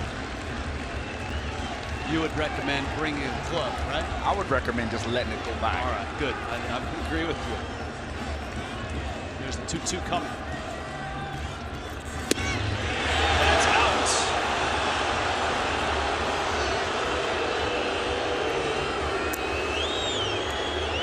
That's even further out. So Joe West is stuck both of those calls. Go from the reaction of the crowd. Always draws the interest of a manager. Full count. See if the runner's on the move. Not running. Pitch is out, and Ramos has walked a couple with 1 out here in the 10th. And James McCann is coming up. Well, the start of the bullpen rotation was good. Edwin Jackson, Dustin McGowan, David Phelps. Tigers got a pair off of Brian Morris. And here is McCann.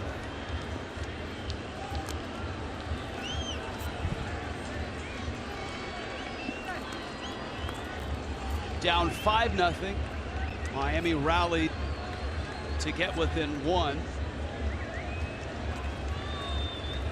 Tigers then got 2 in the 9th to take a 7-4 lead to the bottom of the inning. Breaking ball for a strike. And their shiny new closer, Francisco Rodriguez, an all-star his last 2 years in Milwaukee, came in for the save, and the Marlins erase that lead. But they need Ramos to get outs here. Stanton ventures into the corner, makes the catch. Martinez not tagging, and Ramos has an important 2nd out.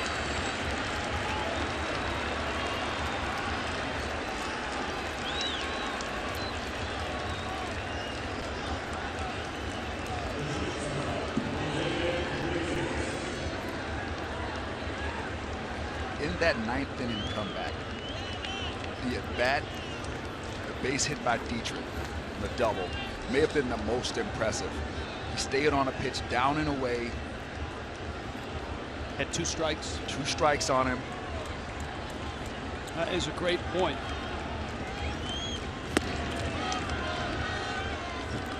Because you're a young hitter, you know you can tie the game with a home run. And instead of trying to yank it, takes the off-speed pitch and drills it in the gap left center.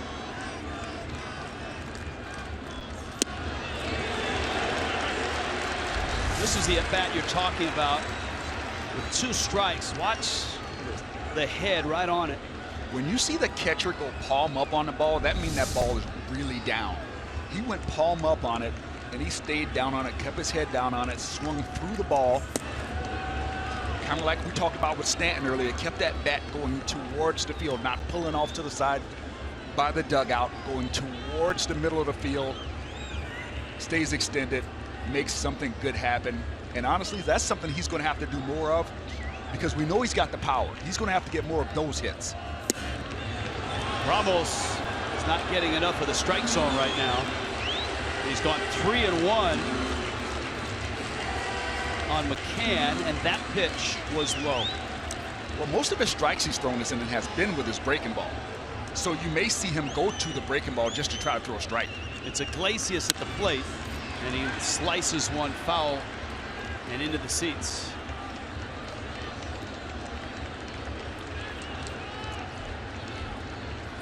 It's definitely not out of the realm of possibilities for him to throw a 3-2 breaking ball right here. I think he feels more confident throwing strikes with his slider than he does with his fastball.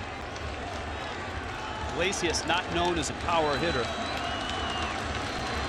1 for 4 tonight.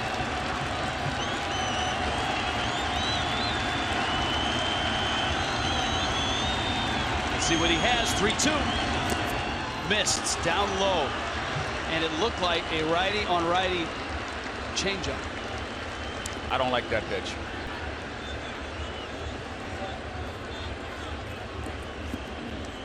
If that's a changeup, I think, in my opinion, and I know I'm not a pitcher, but I faced a lot of good pitchers. That's the third pitch I would throw in that situation. It first would be the fastball or the breaking ball, whichever you feel like you got control of. But when you throw a changeup to a guy that's not a power hitter, you speed his bat up and you give him power by letting his bat get to the front of the strike zone. Is that indicative of how Ramos feels about his fastball control? I think it is, yes. You saw he missed a lot. His strike to ball ratio is not good tonight, so he doesn't feel like he has command. So instead of going for a pitch, he went to try to trick it. Well, 3 walks in the inning. Here's Goes now. He's had some big at-bats. Goes hit that liner off of Wei-Yin Chin. Literally off of him in the second. And then had that big swing of the bat in the 9th inning. Good breaking ball for a strike. Here's the 9th inning. This was Brian Morris, and this was a tape measure homer from a guy that doesn't hit many homers.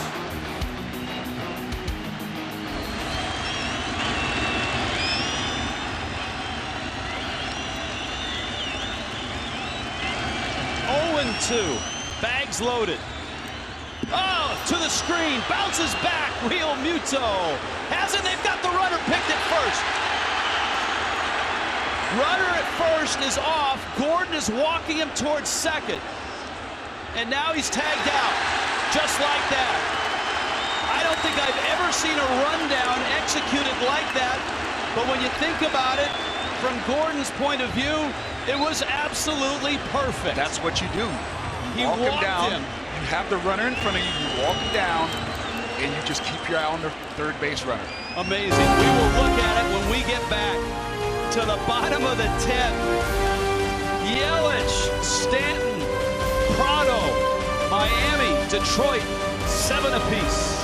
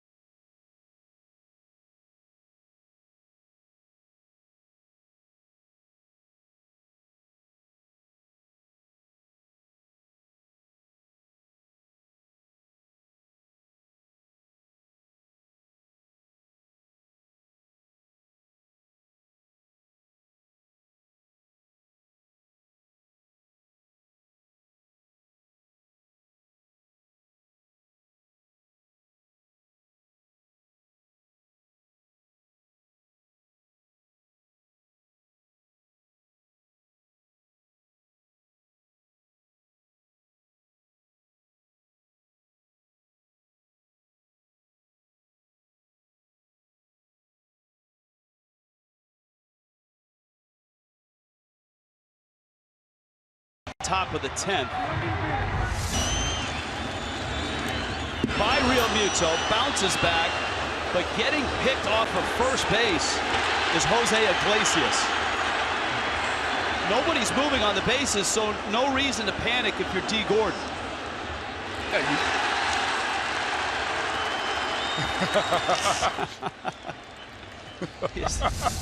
He is a lot of fun. Christian Yelich, Drew Verhagen, high chopper over the middle, into center field. Yelich is aboard to open up the bottom of the 10th.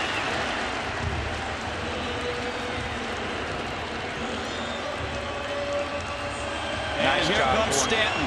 Right back up the box.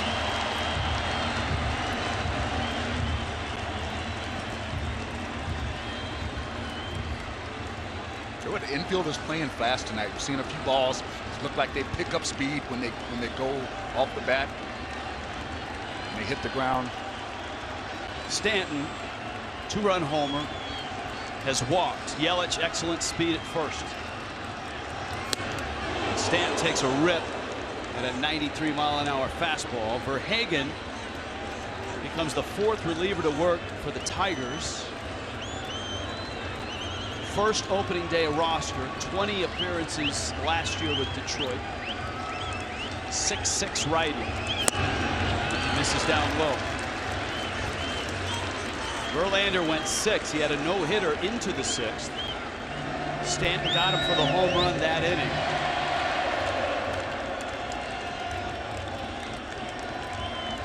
D. Gordon's double was the first hit of the night in that inning. Fastball in, Stanton backs away. So he's thrown fastballs so far.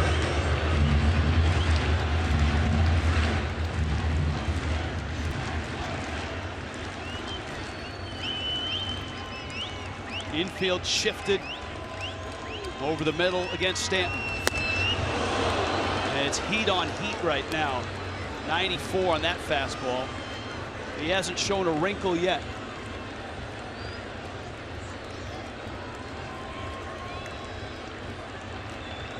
Let's see who makes the adjustment first.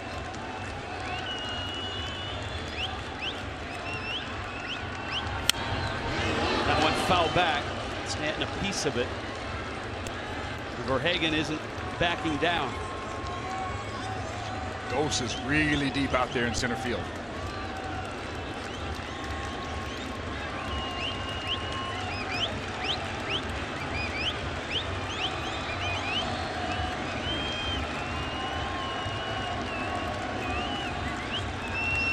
Breaking ball and a bouncer wide of third. Now, I ask you this, Preston Wilson, because Yelich can steal a base, and you got a big righty who's got to take his time out of the stretch to get that fastball rolling. Now that there's 2 strikes, would you start Yelich?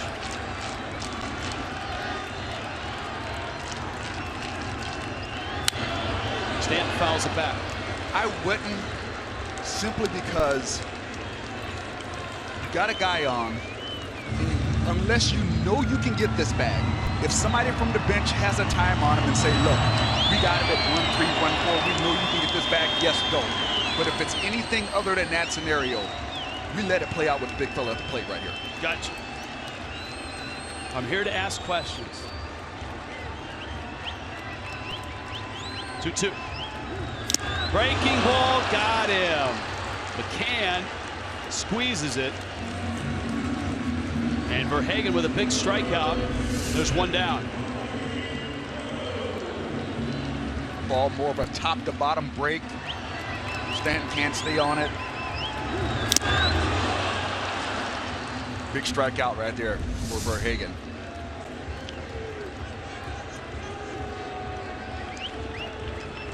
Now it's Prado. Prado singled to open that 9th inning. Marlins were down by 3. It's a good run and hit combination right here with Yelich and Prado. There's an off the glove of Verhagen, and Prado is out at first. Verhagen had it click off of his glove. Kinsler charging in. Yelich dashed right in front of him. Good job by Kinsler. Was breaking towards the middle. Made the adjustment, come back. Good bare hand play. On target throw to Cabrera to get that out. All right, a lefty is up in the Tigers bullpen, but I don't think he's been up long enough to be ready for Bour, even though McCann is out there. Now remember the new rule in Major League Baseball. Ryan threw earlier in the game. I don't know that he's fully heated up. You can't go out there for more than 30 seconds anymore by rule. They are going to put Bour on instead and pitch to Real Muto.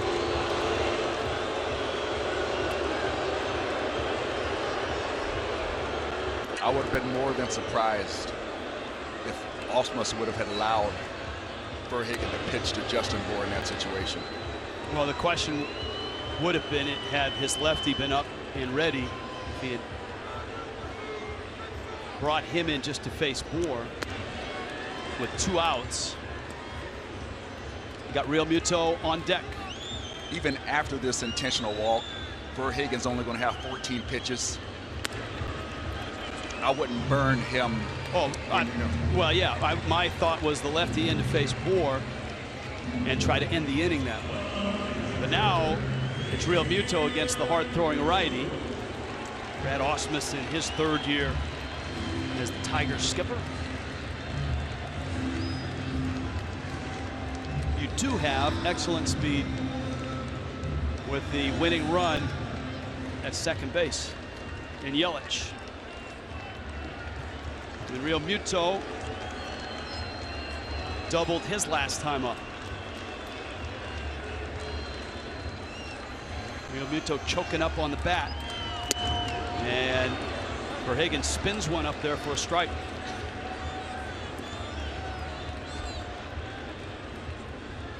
It's always tough when you got a reliever that throws 95, 96, and he can get that first pitch breaking ball over. Because now it opens up his whole arsenal that he can throw you. Misses with the fastball. If you're just happening by, you've missed a wild ride. An uneven start from Wei-Yin Chin. Tigers took a big lead early, a 4-0 lead. Marlins rallied to pull within a run.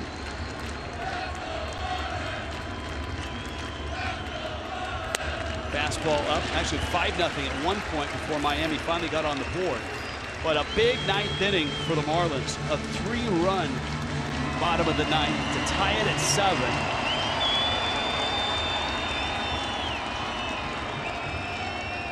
Two outs. Yelich at second. Bour the trail runner at first. Real Muto a bouncer. Kinsler sweeps it over to first in time. And this ball game is going to the 11th in Miami, still 7-7.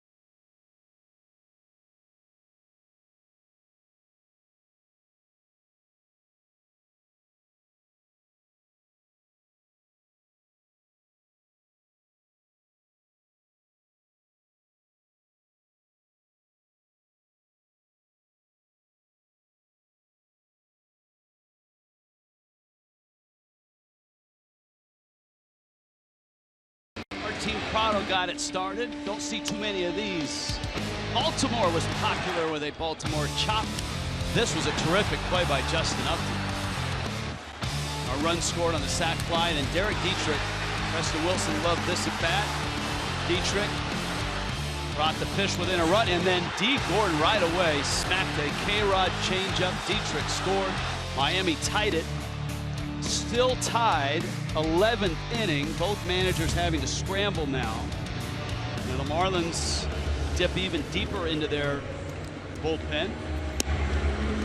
Miguel Rojas is going to come in a double switch. Rojas will be in the 9 spot. He will be due up second in the 11th. And Craig Breslow, finally healthy after a couple of injury-filled seasons, takes over for Miami. We promise checkers. We'll finish the night. Giancarlo Stanton with a home run.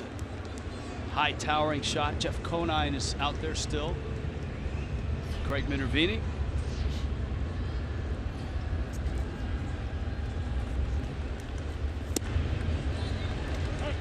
And Breslow throws a strike. It's really an interesting makeup. And here's Gose, who's homered. He was at the plate, remember, when the ball scooted by Real Muto, and Iglesias got caught off first. Real interesting makeup of the Marlins bullpen. We've got guys like Breslow and Jackson. Even Dustin McGowan, injury-filled career. Chris Narveson had a great spring, made it. But there's a lot of experience down there. There's guys who pitched in the big leagues. There's guys who had experience as starters. Guys who filled different roles with their ball clubs. The Marlins sent 3 really hard-throwing youngsters back down to AAA. Ellington, Urania, Barraclough. Kyle Barraclough. And the reasoning in that last week of spring training is Miami wanted pitchers that they knew were major league pitchers, major league ready pitchers. That's not to say that those 3 guys aren't going to be major league pitchers. Miami's very high on them. They just wanted to refine them a little bit. And as Don Mattingly and Michael Hill have said, those 3 guys are going to pitch a lot this year in the big leagues for the Marlins. Well, you find a way to give them the tools so that when they go out there, they're going to be able to compete every day, and they're going to learn to make the adjustments every day. And right now they have stuff. They have velocity. The one thing those 3 guys have in common is the control leaves. And in Urania's case, he needs a better breaking ball. Well, the only guy left outside of Breslow is Chris Narveson, who hasn't worked tonight. And Breslow does not open his inning cleanly. He goes. Micah Vilas, infielder who had a nice run with Kansas City, with Boston. Vilas hitting here. Goes very good speed at first. It was a shaky 10th for A.J. Ramos, who walked 3 and got that last out on a pitch that went to the backstop. There's a bunt. And Gordon gets there just in time. Remember, that's Rojas, who hasn't played a lot of first base in his career, who makes the play. And Breslow was leaning towards that third base line. That was in a real ticklish spot.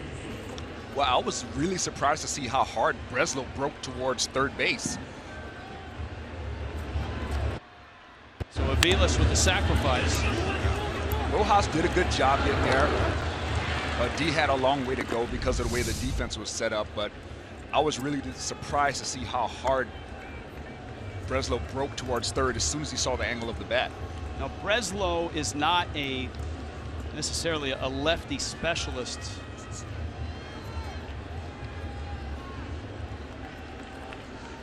His career splits, lefty-righty, are almost identical. Kinsler, a solid hitter, fouls it back to the screen. Kinsler, productive night, 3-run homer and a single. Breslow against lefties in his career, 245 batting average against righties, 242. Kinsler's always been a good low ball hitter. You have to be careful with the ball down in the strike zone to him. This is I mean, if you're Brad Ausmus, this is a matchup you really got to like. Your next two hitters, right-handed bats against Breslow, Kinsler, Upton, and if the inning is extended, some guy named Cabrera.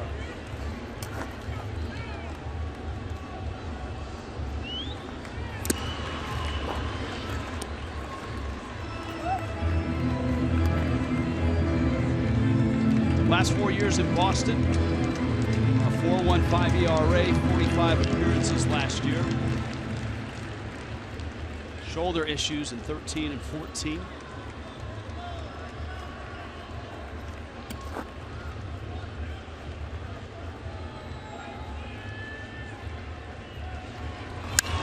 That's lined into left field. That's a base hit, and that's going to untie the game. And a leadoff walk bites the Marlins in the 11th.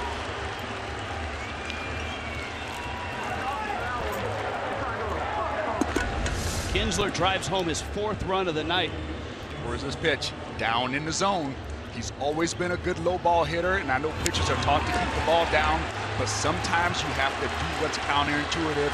Kinsler's a guy I pitch in the top of the zone.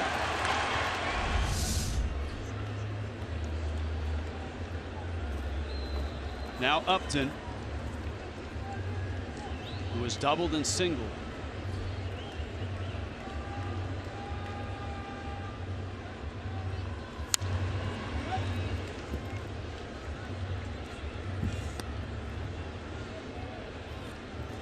Miami has had to play from behind and come from behind all night long. You're going to have to do it again when this thing gets to the bottom of the 11th.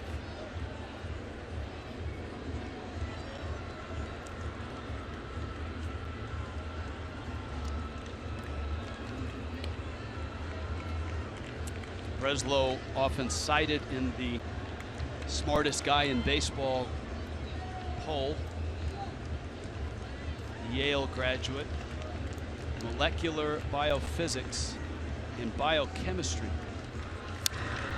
Was headed to medical school if his baseball career didn't work out. And it almost didn't. He was a late round draft pick of Milwaukee, was released, was playing for the New Jersey Jackals Independent League. And the Padres signed him out of the Independent League for a signing bonus of $1.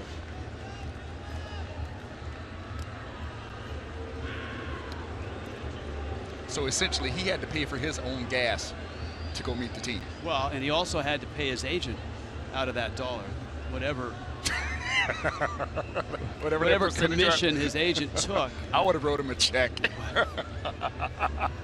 Like 4 cents. Got him picked. Rojas throw on the bag and out.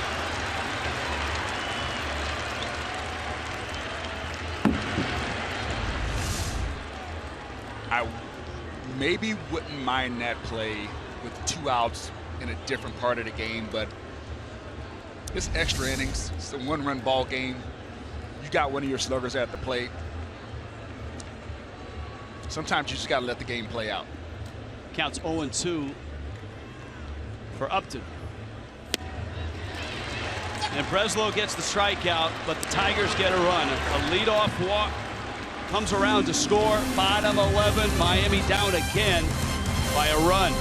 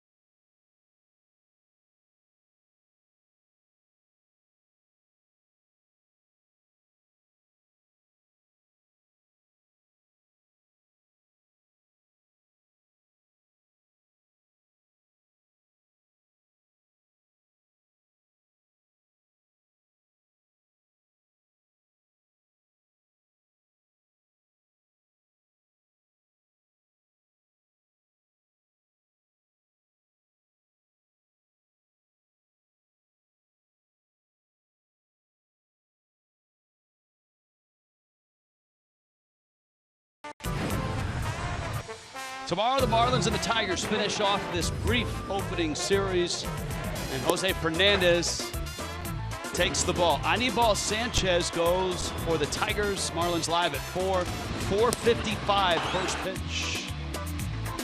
An entertaining game here tonight. 8-7, Tigers on top. And the Tigers a little deeper into their bullpen. Shane Green.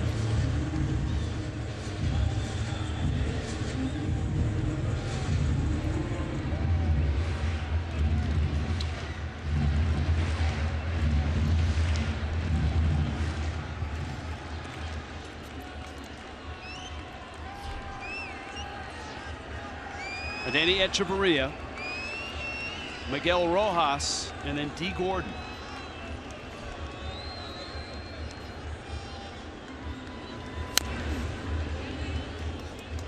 Green is the 5th starter for the Tigers. And he's not slated to start until Monday. They have an off day, the Tigers do. And so an opportunity for Brad Ausmus to use Green here.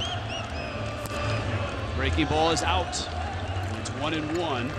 Echeverria, remember, robbed of extra bases by the Upton play in the 3-run ninth. That was a key play then, and it's even larger now.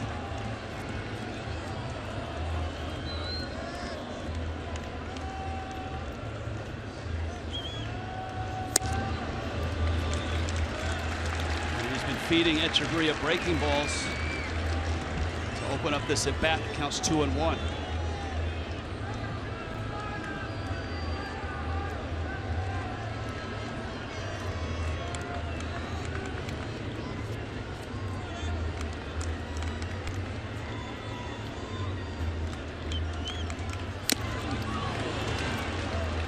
Live fastball at 93, especially after 3 off-speed pitches. Marlins, of course, have an off day Friday. That's a built-in off day in case there's rain Thursday in D.C. for the Nationals home opener against the Marlins. 2-2 coming. The breaking ball misses low. So at least a good look for Echeverria and for Rojas on deck. That's Shane Green. Echeverria seems to be seeing Green's breaking ball really well. See if he goes back to that fastball. Now breaking ball to right. And Martinez makes the catch. So an out here in the 11th. And here is Miguel Rojas, one of the bright spots last year for the Marlins. Once he got to the big leagues, Rojas enjoying his first opening day in the big leagues here. Last 20 games, a 354 clip. And remember, Echeverria was on the shelf all of September with the hamstring injury, and Rojas really sparkled in his spot.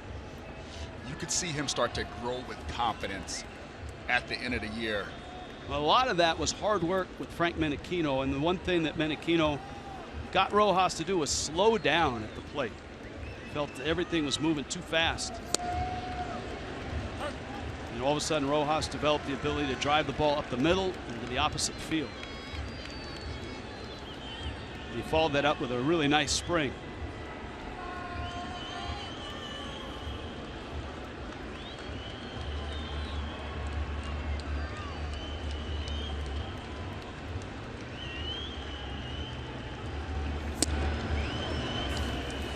Quickly behind in the count, 0-2.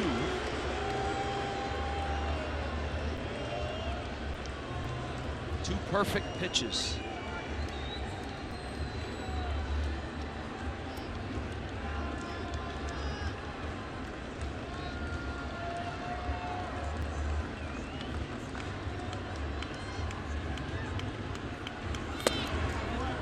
That's out. So the irony for Tiger fans is most of the offseason for Al Avila was centered around fortifying or rebuilding a bullpen that had faltered the last few years. Here on opening night, they falter, and it's a starter that's trying to finish at the bottom of the 11th.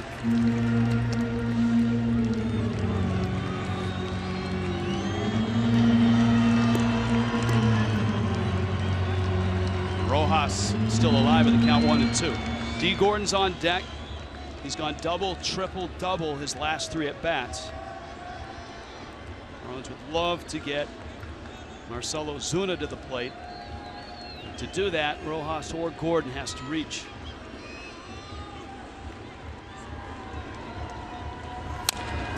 Rojas fights off a fastball.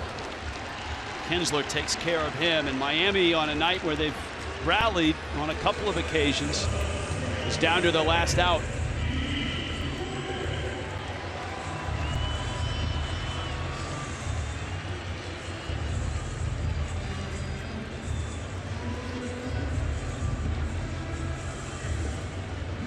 The double was in the 6th. He ended up at 3rd when Martinez kicked it on the warning track in the corner. His triple came in the 8th. He blasted one to the wall in right center. And then the dramatic double that tied the game with 2 outs in the 9th. That one was pulled down the right field line. All 3 balls were well hit.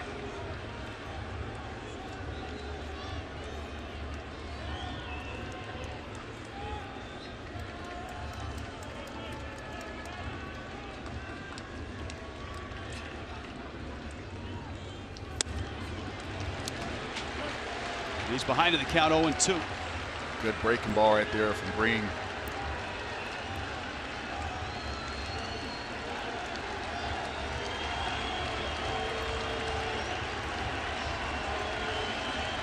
Oh, and 2 to D. Gordon.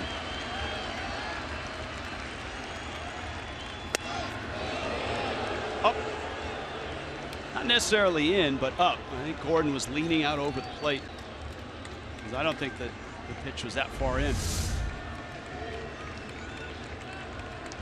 Got in there pretty good. Close to the forearm. Count 1-2.